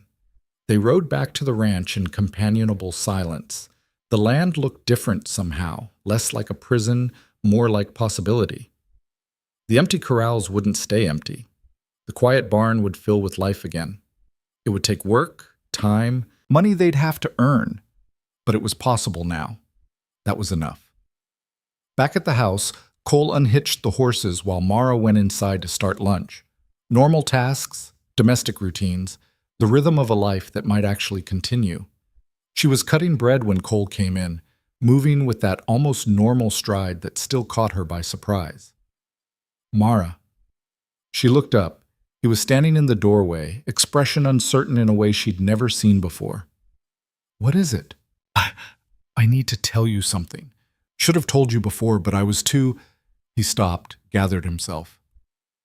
When I asked you this morning if you'd stay after the ranch was gone, I wasn't just being practical. Mara's hand stilled on the bread knife. No? No, I was being selfish. Cole stepped into the kitchen. Because somewhere in the past few weeks, this stopped being a marriage of convenience, at least for me. And I needed to know if... He stopped again, frustrated with himself. I'm not good at this. Words? Feelings? You're doing fine. I'm not. I'm dancing around what I actually want to say, which is... He took a breath. You're the best thing that's happened to me in a long time. Maybe ever. And losing the ranch would have hurt, but losing you would have destroyed me. So when I asked you to stay, I wasn't asking as a business partner or a convenient spouse. I was asking as a man who's fallen for his wife and doesn't know how to tell her. The words hung in the air between them.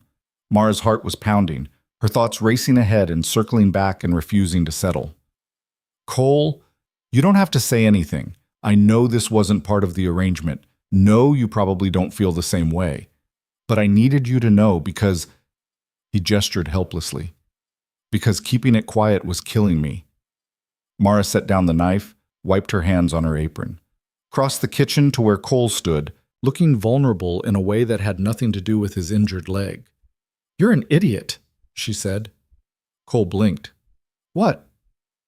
An idiot. You think I spent weeks treating your leg every morning out of obligation? Fought Victor with you out of duty? Stayed when I could have left because I had nowhere else to go? She reached up, cupped his face in her hands. I stayed because I wanted to. Because somewhere between the courthouse and here, you stopped being a stranger and became someone I couldn't imagine leaving. You... Cole's voice caught. You feel the same way? I don't know what I feel. It's too big, too complicated. Mara smiled, tears pricking her eyes. But I know I want to find out. No, I want to stay, not because I have to, but because I choose to. Cole pulled her close, and Mara went willingly, wrapping her arms around him and holding tight. They stood like that in the kitchen, two broken people who'd somehow found a way to fit together. We're going to be okay, Cole murmured into her hair. Eventually, after a lot of work. I can handle work. I know you can. Mara pulled back enough to see his face. We both can. Together. Together, Cole agreed. He leaned down, hesitant, giving her time to pull away. She didn't. The kiss was gentle, uncertain, nothing like the dramatic declarations in books. Just two people trying to figure out what came next, one careful step at a time.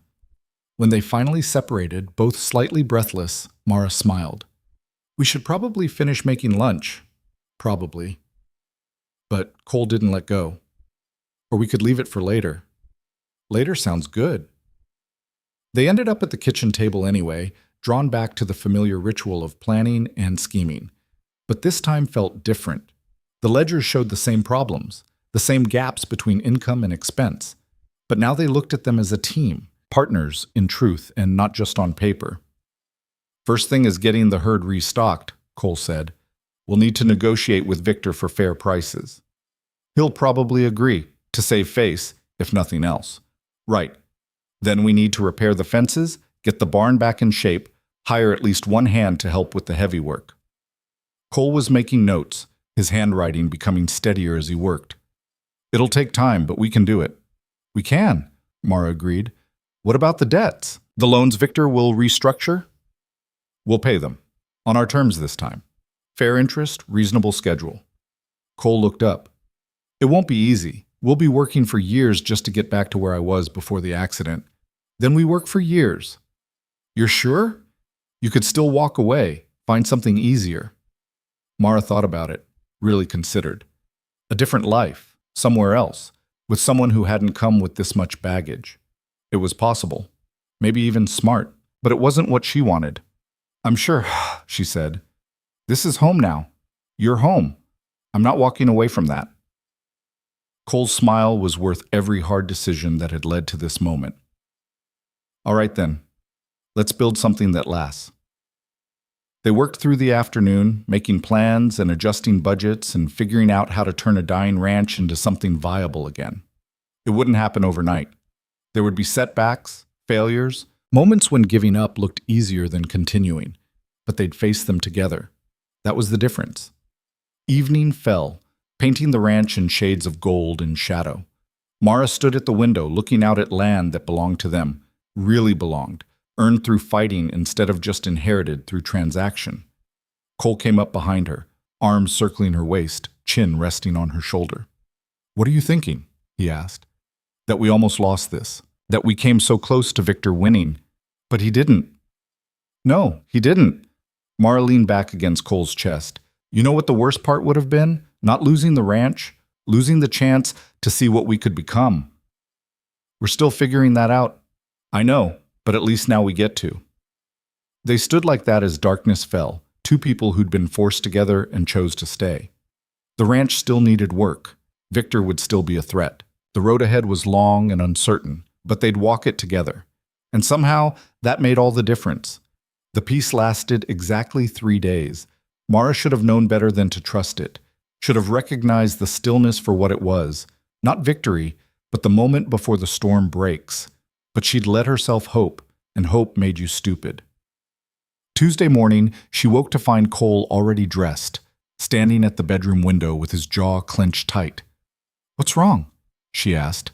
Victor's filed a complaint with the territorial court, claiming we defamed him, damaged his business reputation. Cole didn't turn from the window. Messenger delivered it an hour ago. Mara felt her stomach drop. Can he do that? He just did. Says our accusations at the town meeting were false and malicious. He's seeking damages. Cole finally looked at her. Enough to bankrupt us twice over. But everything we said was true. Truth is a defense in court, but we'd have to prove it, which means lawyers, depositions, months of legal fighting. His voice was flat. Even if we win, the cost would destroy us. Mara threw back the covers, suddenly furious. So this is his retaliation. Can't foreclose on the ranch, so he'll sue us into the ground instead. That's about the size of it. There has to be something we can do. There is. We can settle. Apologize publicly, retract our statements, pay him a token amount to make it official. Cole's expression was granite. Basically admit we lied and let him reclaim his reputation. Like hell. Mara was pulling on her clothes now, hands shaking with anger. We didn't lie. Everything we documented was real. I know that, but taking it to court means risking everything we just saved, and Victor knows we can't afford that risk. So we just give up? Let him win? Cole turned from the window and Mara saw the exhaustion in his face. I don't know what else to do. We're out of moves. They stood in the bedroom, the morning light turning everything harsh and unforgiving. Mara's mind raced, looking for angles, for options, for anything that didn't feel like surrender. But Cole was right. They were trapped. Victor had found the one weapon they couldn't defend against. I need to think, Mara said finally. There has to be a way through this. If you find one, let me know. She spent the morning pacing, thinking, turning the problem over from every direction. The lawsuit was clever.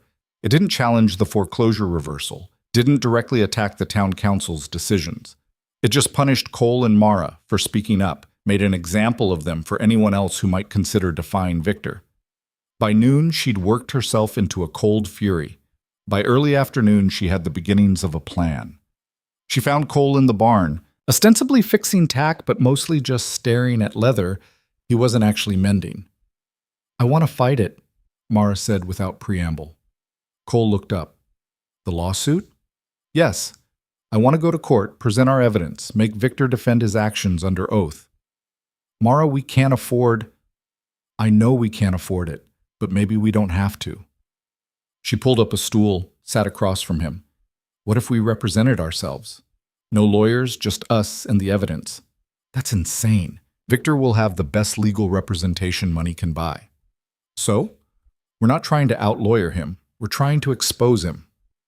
Mara leaned forward. Think about it. A courtroom is public record. Everything said, everything presented as evidence, all of it documented and preserved. If we can get our evidence on the official record, it doesn't matter if we win or lose. The truth becomes permanent. Cole's hands stilled on the tack. You want to use the trial as a platform. Exactly. Victor thinks we'll be intimidated by the legal process. But what if we embrace it, use his own weapon against him? It could backfire spectacularly. It could, or it could force him to drop the suit rather than have his practices examined under oath in open court. Mara met his eyes. Either way, we go down fighting instead of just rolling over. Cole considered this, turning it over. You really think we could represent ourselves? Neither of us has legal training. We have common sense and the truth. That'll have to be enough. Mara stood. I'm not saying it'll be easy, but I'm tired of Victor thinking he can bully us into silence. Tired of being afraid. You're sure about this? No. But I'm more sure about fighting than I am about surrendering. A slow smile crossed Cole's face, the first she'd seen since the messenger arrived. All right then, we fight. They spent the next 2 weeks preparing. Mara studied every legal document she could get her hands on, learning courtroom procedures and evidentiary standards. Cole organized their documentation into a coherent narrative, building the case they'd present. They practiced arguments, anticipated objections, prepared for every scenario they could imagine. It wasn't enough. Not nearly. But it was what they had. The lawsuit hearing was scheduled for a Thursday morning at the territorial courthouse in Blackwater. Cole and Mara rode in the day before, unable to afford a hotel and unwilling to ask for charity. They slept in the wagon, taking turns keeping watch, neither of them sleeping well. Thursday morning arrived gray and cold. The courthouse was an imposing brick building that made Red Hollow's modest structures look like children's toys. Inside, the hallways echoed with footsteps and whispered conversations. Lawyers in expensive suits conferring with clients who looked like they could afford to lose. Cole and Mara stood out like weeds in a flower garden. You sure about this?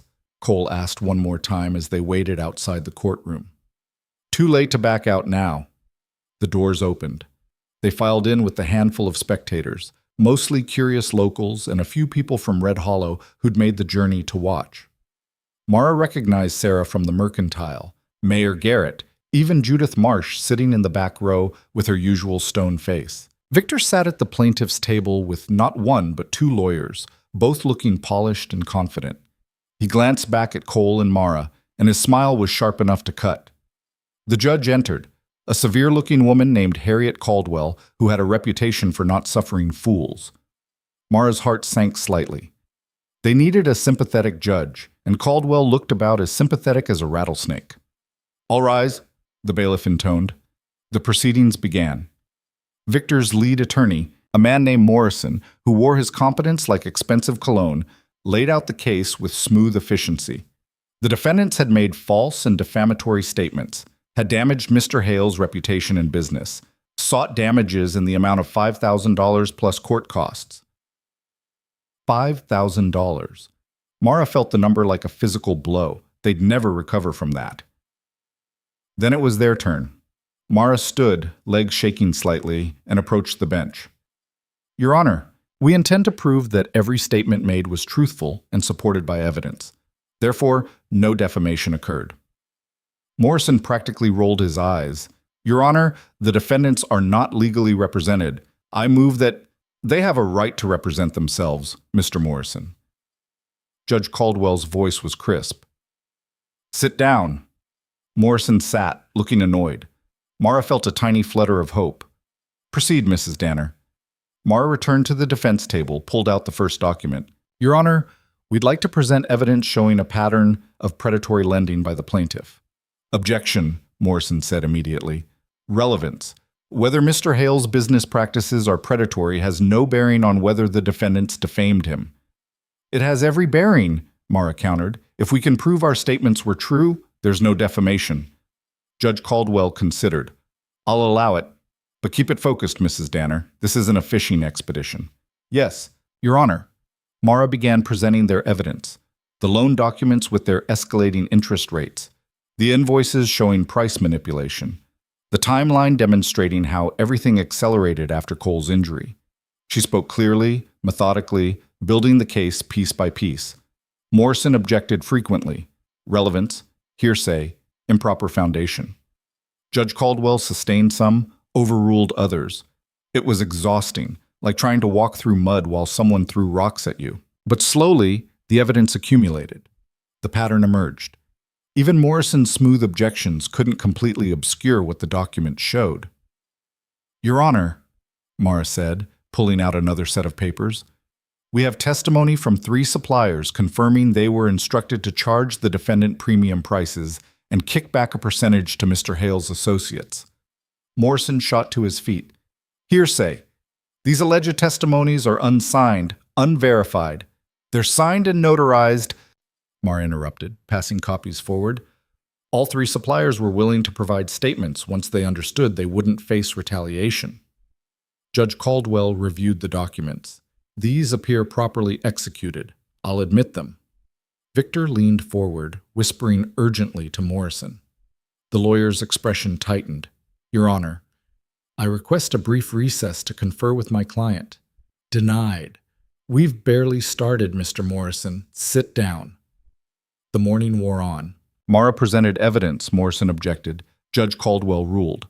Cole took the stand, walking to the witness box without his cane, and testified about the accident, the recovery, the systematic destruction of his ranch.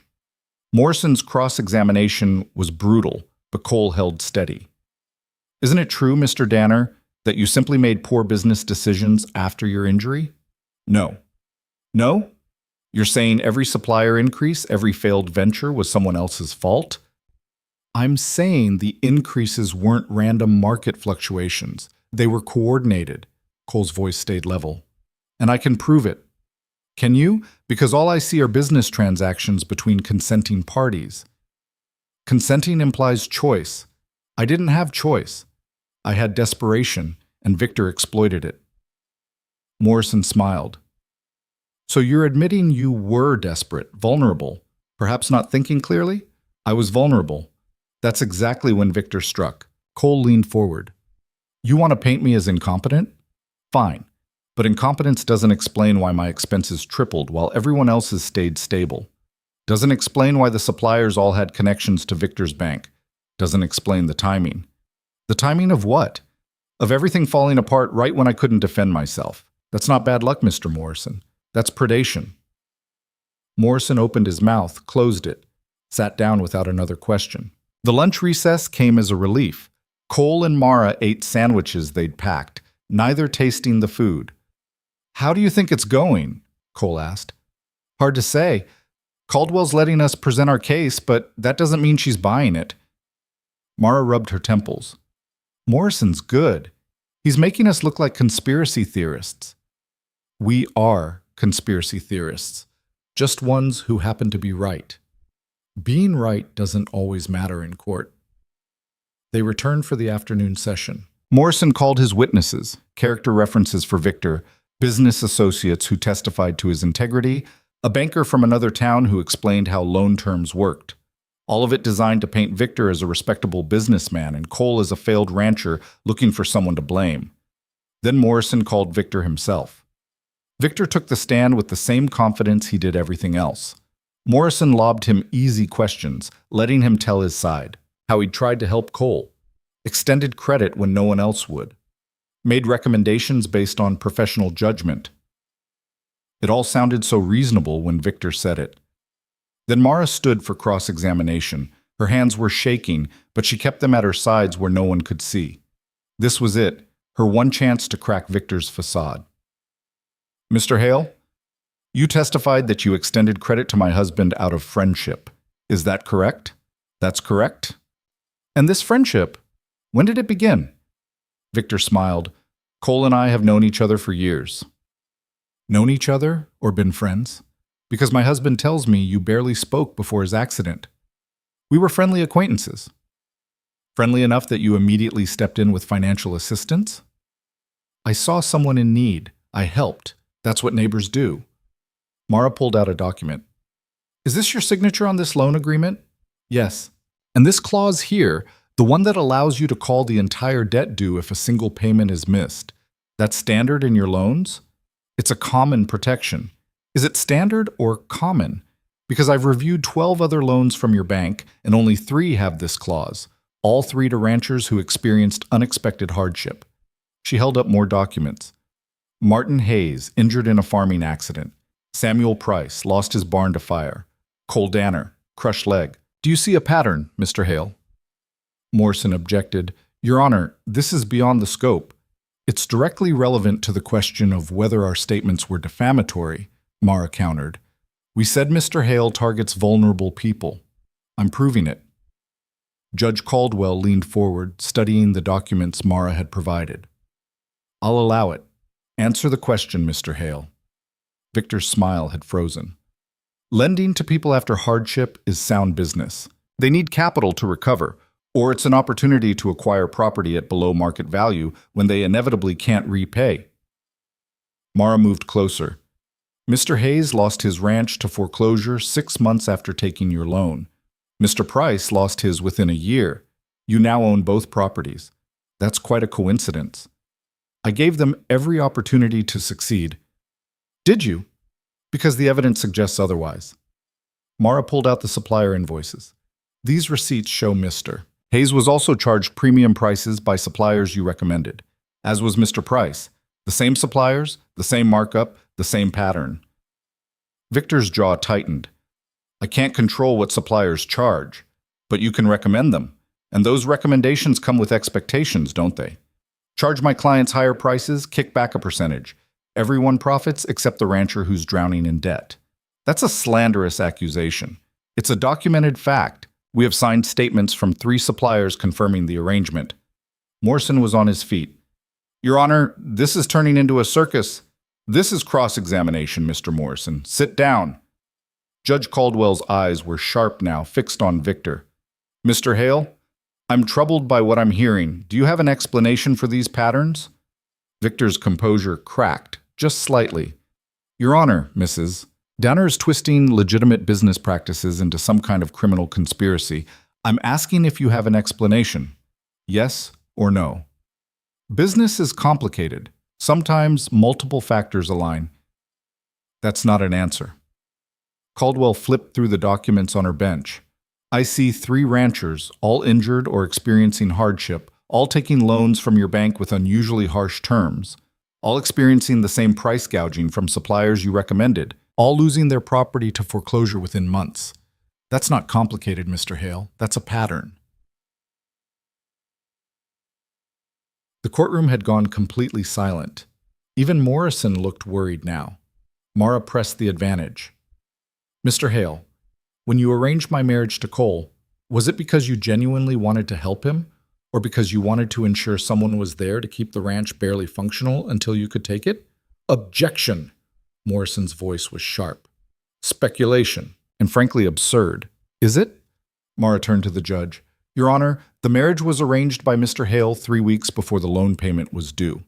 Just enough time to make it look like help while ensuring Cole had no legal grounds to claim abandonment or inability to work the property. It was another piece of the trap. Judge Caldwell studied Victor, who had gone very still. Mr. Hale. I was trying to help. By forcing a widowed woman into marriage with a man she'd never met? That's help? It was a practical solution to a problem you created. Caldwell's voice had gone cold. I've seen enough. Mr. Morrison, your client can step down. Victor left the witness stand looking like he'd aged 10 years. Morrison called one more witness, but the damage was done. The courtroom had seen behind the mask, and what they'd seen wasn't pretty. Closing arguments were brief. Morrison tried to redirect focus to the specific statements made at the town meeting, arguing they still constituted defamation regardless of underlying patterns. Mara countered that truth was an absolute defense, and they'd proven every statement true. Judge Caldwell didn't take long to decide.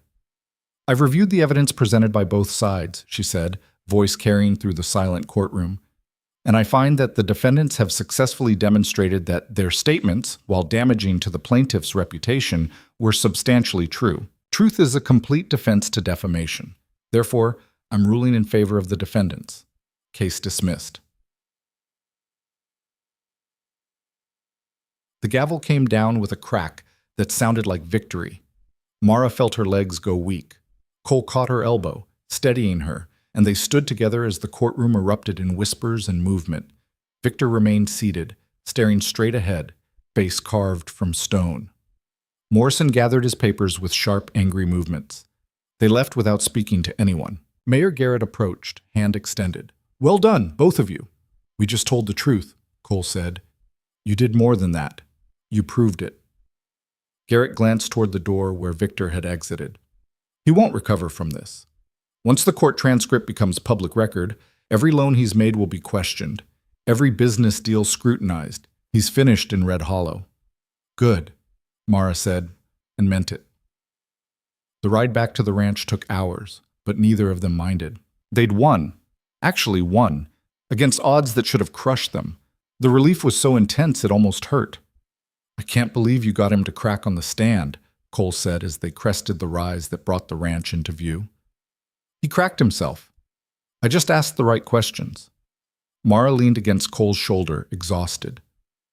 Though I thought Morrison was going to have an apoplexy when Caldwell started pressing. She was magnificent, terrifying, but magnificent. They pulled into the ranch yard as the sun set, painting everything in shades of gold. Home. Still theirs, now more securely than ever. Inside, they collapsed at the kitchen table, too tired to do more than sit. What happens now? Mara asked. Now we rebuild. For real this time, without Victor's shadow hanging over us. Cole reached across the table, took her hand. We stock the ranch, hire help, make this place profitable again. Sounds like a lot of work. It is, but we've got time. He squeezed her fingers, and we've got each other. That's more than I had a few months ago. Mara smiled, feeling the truth of it settle into her bones. They'd started as strangers forced together by circumstance, but they'd become something real through fighting for each other, trusting each other, refusing to give up even when giving up looked easier. I love you, she said, the words feeling both strange and right. I know we haven't said it. No, it's probably too soon or too complicated or whatever. But I do. I love you. Cole's expression softened. It's not too soon. And I love you too. Have for a while, actually. Just didn't know how to say it. You're saying it now. That's enough. He stood, pulled her to her feet, and kissed her properly. Not the hesitant kiss from before, but something sure and solid. A promise of all the tomorrows they'd build together. When they finally broke apart, both slightly breathless, Cole smiled. Come on, let's go to bed. Together? If you want. I want. They climbed the stairs hand in hand past the separate bedrooms that had marked their careful boundaries. Those boundaries didn't matter anymore. They'd been erased by everything they'd survived together. That night, for the first time since the wedding, they fell asleep in the same bed. Cole's arm around Mara's waist, her head on his shoulder, their breathing sinking in the darkness. Outside, the ranch waited, empty still, but not for long. Soon there would be cattle in the corrals, horses in the barn, the sounds of life and work filling the spaces that had been silent for too long. But for tonight, this was enough. Two people who'd found each other in the worst circumstances and chosen to stay. Two people who'd fought for their home and won. Two people who'd started as a transaction and became a marriage worth keeping. The future stretched ahead, full of work and challenge and uncertainty. But they'd face it together, and that made all the difference. In the darkness, Mara felt Cole's breathing even out, felt the tension leave his body as sleep claimed him. She stayed awake a little longer, listening to the familiar sounds of the ranch, the wind, the creaking boards, the distant call of a night bird. This was home. Not perfect, not easy, but theirs. And she'd fight to keep it for as long as she had breath. Morning came too early, but Mara woke with a clarity she hadn't felt in months. Cole was already stirring beside her, his arm still draped across her waist, and for a moment they just lay there, in the gray dawn light, neither quite ready to face what came next. "We actually did it," Cole said quietly. "We did." Mara turned to face him. "Now comes the hard part." "Rebuilding?" "Living with what we built." Cole smiled, understanding in his eyes. "Scared?" "Terrified." "You?" "Same." He pulled her closer. "But I'd rather be terrified with you than safe alone." They stayed in bed longer than they should have, talking about plans and possibilities, about the ranch and the future and all the work that waited. Eventually, hunger drove them downstairs, where they made breakfast together in the kitchen that had become their war room, their meeting place, the heart of everything they'd fought for. The morning passed in comfortable routine. Cole checked the fences while Mara inventoried their remaining supplies. They were low on everything: feed, tools, basic necessities. The lawsuit victory didn't put money in their pockets, just removed the threat hanging over their heads. The actual work of survival still stretched ahead. Around noon, a wagon appeared on the road. Mara recognized Mayor Garrett's team, and beside him sat two other men she didn't know. "Company," she called to Cole. They met the wagon in the yard. Garrett climbed down with his usual efficiency, gesturing to his companions. "Cole, Mara, these gentlemen are from the Cattlemen's Association. Wanted to meet you both." The first man stepped forward, older, weathered, hand extended. "Frank Dobson, read the court transcript. Impressive work you did there." "We just told the truth," Cole said, shaking his hand. "Truth that needed telling. Victor Hale's been a thorn in this region's side for years, but nobody could prove it." The second man, younger, but with the same rancher's build, nodded agreement. "I'm Peter Wells. Lost half my herd to one of Victor's business arrangements 3 years back. Wish I'd had your spine to fight it." "What brings you out here, Iquot?" Mara asked. Dobson pulled a folder from the wagon. "The association's been discussing your situation. We'd like to help you restock. Not charity. A loan, fair terms, reasonable interest, but enough to get cattle back in those corrals and make this ranch work again." Cole stared at the folder like it might bite. "Why?" "Because what you did in that courtroom matters," Wells said. "You proved Victor's pattern. Every rancher he's squeezed now has grounds to challenge their contracts. Some are already filing complaints. The whole system's cracking open because you had the guts to fight." "We're still going to fight," Garrett added. "There's talk of criminal charges, regulatory investigations.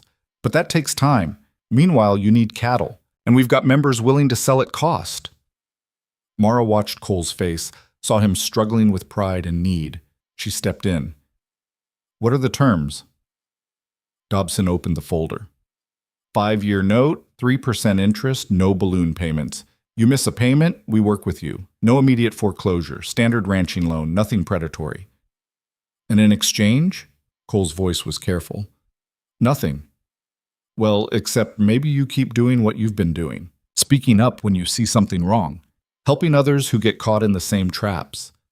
Dobson smiled. "We need people like you, Cole. People who'll fight instead of just accepting that this is how things are. Cole looked at Mara. She saw the question in his eyes. Do we trust this? After everything with Victor, trusting anyone's generosity felt dangerous. But these were ranchers, men who understood the land, the work, the struggle, men who'd seen Victor's damage firsthand and wanted to help undo it. We accept, Mara said, with gratitude. The relief on Cole's face was worth whatever risk they were taking. They spent the afternoon going over details. The association would provide starter cattle, 40 head to begin with, good breeding stock that could grow into a proper herd. Equipment too, basic tools and supplies the ranch needed. The terms were genuinely fair, almost generous. Nothing like Victor's poisoned offerings. After the men left, Cole stood in the yard staring at the empty corrals that would soon be full again. I keep waiting for the catch, he said. Maybe there isn't one. Maybe some people just help because it's right. Mara joined him. We've been burned, so we're suspicious. But not everyone's Victor. I know. It's just hard to believe in good luck after so much bad. Then don't think of it as luck. Think of it as what we earned by fighting when we could have quit. Cole turned to look at her, really look, and something in his expression made Mara's breath catch. You know what I realized in that courtroom? When you were questioning Victor and he was squirming? What? That I don't just love you, I respect the hell out of you. His voice was rough with emotion. You're smarter than me, braver than me. You see angles I miss, and you don't back down even when you're scared. I married you because I had to, but I'd choose you every day for the rest of my life. Mara felt tears prick her eyes. Cole, let me finish. I know I'm not easy to love. I'm stubborn and proud, and I spent years building walls to keep people out. But you climbed right over those walls like they were nothing, and you made me want to be better, made me believe I could be. He took her hands. So thank you. For staying, for fighting, for loving a broken man who didn't think he deserved it. You're not broken. You're healing. There's a difference. Because of you. Because of us. Mara squeezed his hands. You gave me a home when I had nowhere to go. Gave me purpose when I thought I was just surviving. We fixed each other, Cole. That's what love does. They stood in the dusty yard, the ranch spreading around them like a promise half kept, and Mara felt the weight of everything they'd survived settle into something that felt almost like peace. The cattle arrived 2 weeks later. 40 head of good stock, healthy and strong, filling the corrals with life and noise that had been missing too long. Cole hired 2 hands, young men from town who needed work and weren't afraid of hard labor. The ranch started functioning again, slow but steady. Mara threw herself into the work with the same intensity she'd brought to fighting Victor. She learned to manage the books properly, negotiate with suppliers, plan for lean seasons. Cole taught her to ride better, to understand cattle, to read the land like a language. They became partners in every sense, their strengths complementing each other's weaknesses. But it wasn't perfect. Nothing ever was. There were days when Cole's legs seized up and he couldn't work, when the old injury reminded him of everything he'd lost, days when Mara woke up thinking about Henry, feeling guilty for being happy with someone new, days when they fought about money or decisions or the 100 small things that came with building a life together. One particularly bad argument happened 6 weeks after the cattle arrived. Cole wanted to expand faster, buy more stock, while prices were good. Mara wanted to go slow, build reserves, avoid debt after everything they'd survived. We're being too cautious, Cole argued, pacing the kitchen despite the limp that returned when he was stressed. The association's willing to extend more credit, and we just got out from under Victor's credit. I'm not eager to owe anyone again, even friends. It's not the same, isn't it? Debt is debt, Cole. It all comes due eventually. So what? We just stay small? Never take any risks? I'm saying we be smart about the risks we take. Mara's voice rose. We almost lost everything. I'm not gambling what we just saved on the chance of getting bigger faster. That's not fair. Life's not fair. We learned that the hard way. I'm just trying to make sure we don't have to learn it again. Cole stopped pacing, looked at her with frustration and something else. You think I don't remember almost losing this place? I think about it every day. That's why I want to grow, so we're never that vulnerable again. And I want to go slow for the same reason. We're both scared, just trying to protect what we have in different ways. The fight deflated. They stood in the kitchen, anger draining into exhausted understanding. "I'm sorry," Cole said finally. "You're right to be cautious. I hate feeling like we're barely scraping by." "We're not barely scraping by. We're rebuilding. That takes time." Mara moved closer. "I know you want to fix everything immediately, but some things can't be rushed." "Including us?" "Especially us." She touched his face. "We're still figuring out how to be married for real, not just on paper. That's work too." Cole covered her hand with his. "Work I'm willing to do." "Me too." They compromised, bought 10 more head instead of 20, invested in better equipment but held off on expanding the grazing land. Small steps that felt manageable instead of terrifying leaps that might end in disaster. The ranch grew slowly. By fall, they had a functioning operation, not prosperous but stable. The hands worked hard, the cattle fattened on decent grass. The book showed more black than red. Small victories, but they counted. Red Hollow changed too. Victor's bank lost half its customers within 2 months of the trial. He tried to salvage his reputation, but the court transcript became public record like Mara had predicted. And once people read it, trust evaporated. By October, Victor sold his interests and left town. Nobody knew where he went. Nobody particularly cared. The bank in Blackwater opened a branch in Red Hollow, offering fair loans and honest dealing. Other predatory lenders found their practices questioned, their contracts scrutinized. The whole economic structure of the region shifted, and while it wasn't perfect, it was better than it had been. People credited Cole and Mara for the change. They became something of local legends, the couple who'd stood up to power and won. It was uncomfortable at first, that attention. Mara didn't feel heroic. She'd just been desperate and angry and unwilling to quit, but she learned to accept it. Learned that sometimes standing up mattered not because it felt brave, but because someone had to go first, and their willingness to go first had given others permission to follow. One evening in late October, as they sat on the porch watching the sun set over land that was truly theirs now, Cole said, "Do you ever regret it? The marriage, the fight, all of it?" Mara thought about it honestly. "Sometimes I regret how hard it was, how scared I was. But regret the outcome? Never. Even though you didn't choose me, not at first? I chose to stay. Every day I chose to stay, even when leaving was possible. That counts more than how we started." She leaned against his shoulder. "Besides, who says the best things in life are the ones we plan? Sometimes the best things are the ones that happen despite our plans." Cole laughed quietly. "That's one way to look at it." "It's the true way. We didn't choose each other initially, but we chose to fight together, trust each other, love each other. Those choices matter more than the arrangement that brought us together." "When did you get so wise?" "Around the time I married a stubborn rancher and had to figure out how to make it work." They sat in comfortable silence, watching the sky turn from gold to purple to deep blue. Inside, dinner waited. Tomorrow, work waited. The future waited, uncertain and full of challenges they couldn't predict, but they'd face it together. That was the one thing Mara knew for certain. Winter came hard that year. Snow piled high, temperatures dropped below zero, and the work became brutal. But the ranch endured. The cattle survived, the hands stayed on, and Cole and Mara learned to navigate the slow months with the same partnership they'd brought to fighting Victor. Christmas arrived, and Mara realized she hadn't celebrated in years. Henry's illness had stolen holidays, made them feel frivolous. But this year felt different. She spent a week preparing, not anything elaborate, just a decent meal and small gifts for Cole and the hands. On Christmas morning, she woke to find Cole already up, building up the fire, coffee brewing.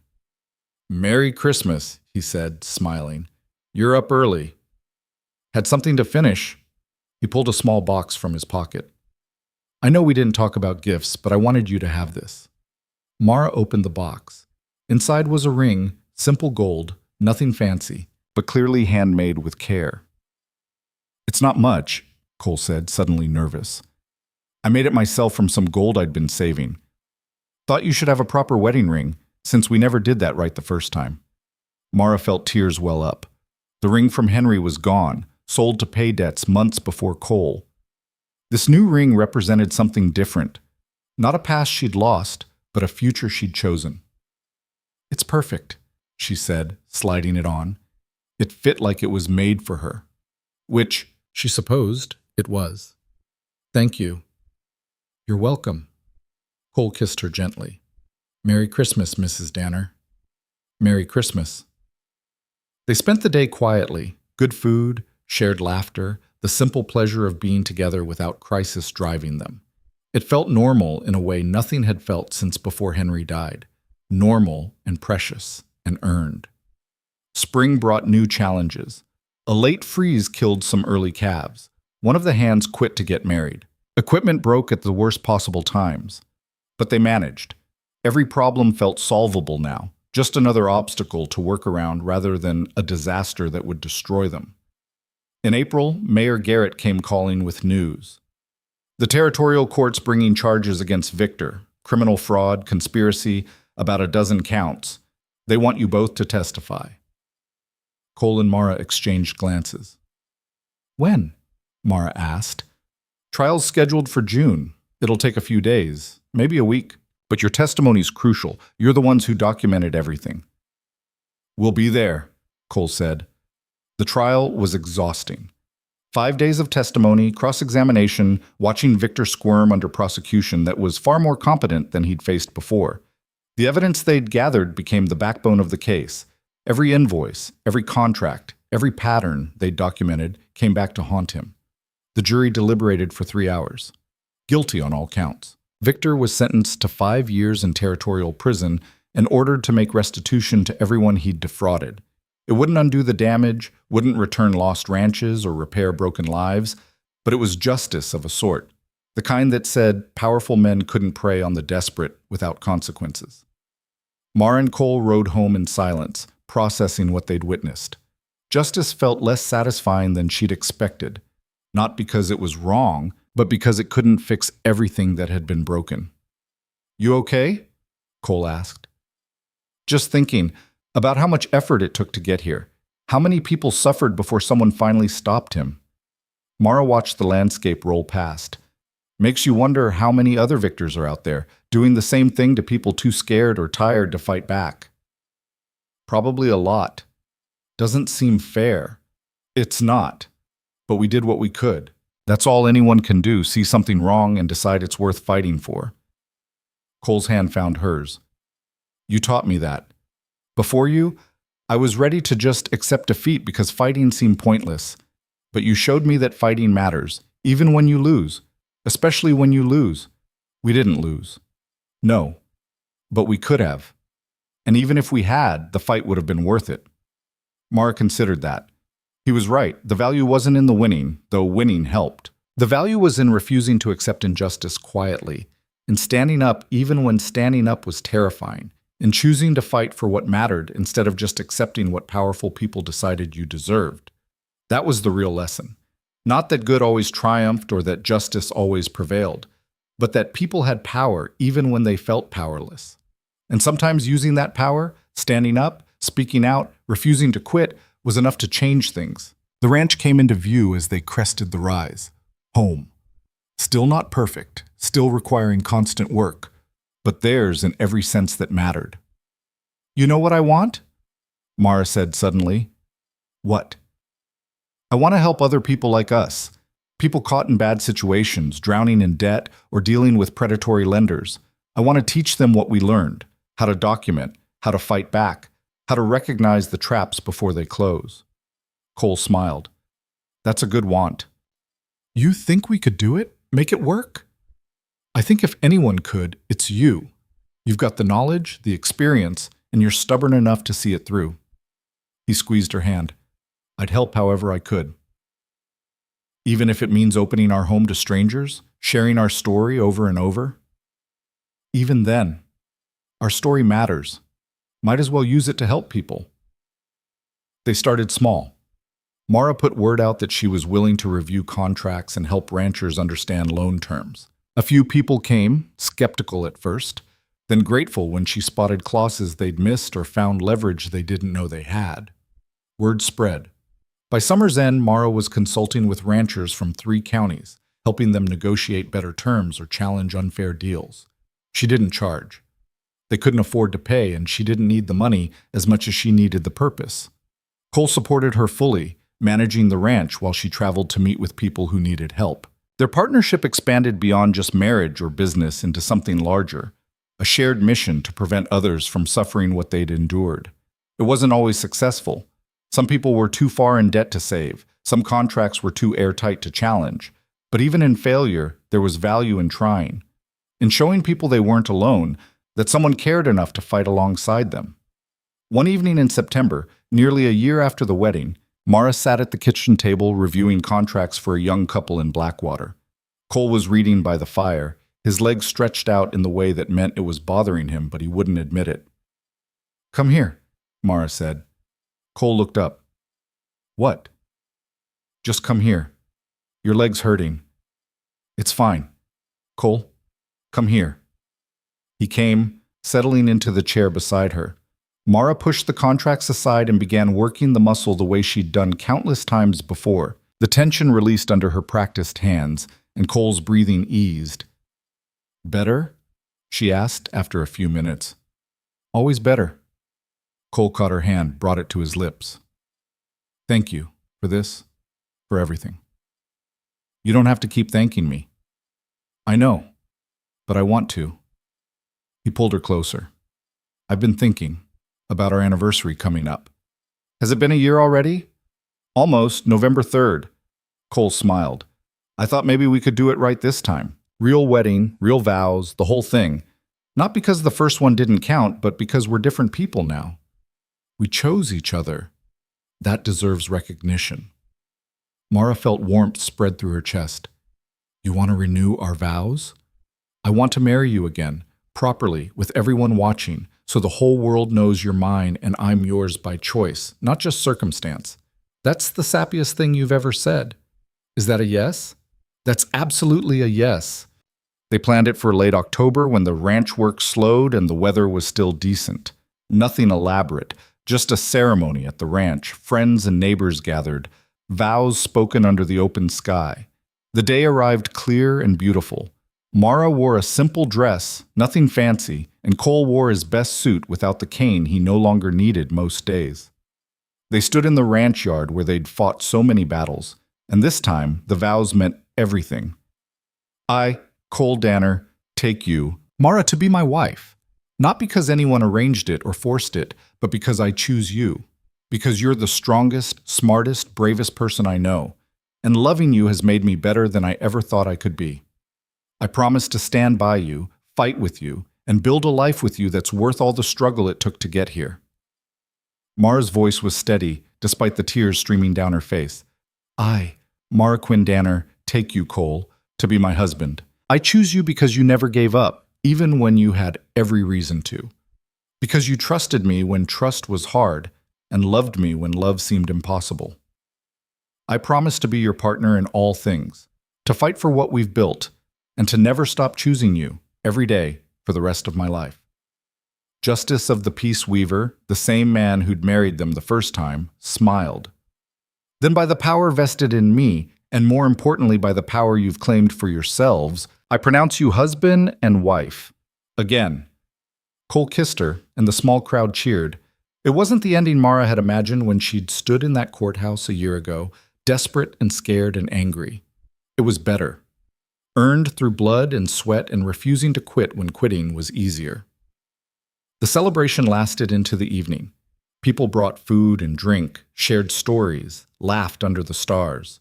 Judith Marsh, who'd put the wilted flowers in Mara's hands a lifetime ago, pulled her aside. "I was wrong about you," Judith said quietly. "Wrong how?" "I thought you were just another desperate woman making the best of bad options. Didn't think you'd last a month." Judith's stone face softened, just slightly. "But you proved me wrong. You're a fighter, Mara Danner. This town's better for having you." "Thank you, Judith. That means a lot." "Don't let it go to your head." But Judith was almost smiling. "Just keep doing what you're doing. Keep fighting the good fight." As night fell and people began heading home, Mara and Cole stood together watching the stars emerge over their ranch. The corrals were full. The barn was sound. The books showed profit for the first time in years. Everything they'd fought for was real and solid and theirs. Worth it? Cole asked. Every second of it. Even the hard parts? Especially the hard parts. That's where we learned who we really were. Mara leaned against him. You know what I realized? We didn't just save the ranch. We saved each other. Yeah, we did. They stood in the darkness, two people who'd been forced together by circumstance and chose to stay by love. The future stretched ahead, uncertain as always, full of challenges they couldn't predict. But they'd face it together, and that made all the difference. Because that was the truth Mara had learned through everything they'd survived. Life wasn't about avoiding hardship or finding easy paths. It was about finding people worth fighting beside. About standing up when standing up mattered. About refusing to accept that the world was only what powerful people said it was. She'd been forced into this marriage, but she'd chosen to make it real. Chosen to fight instead of surrender. Chosen to believe that two broken people could fix each other if they were willing to try.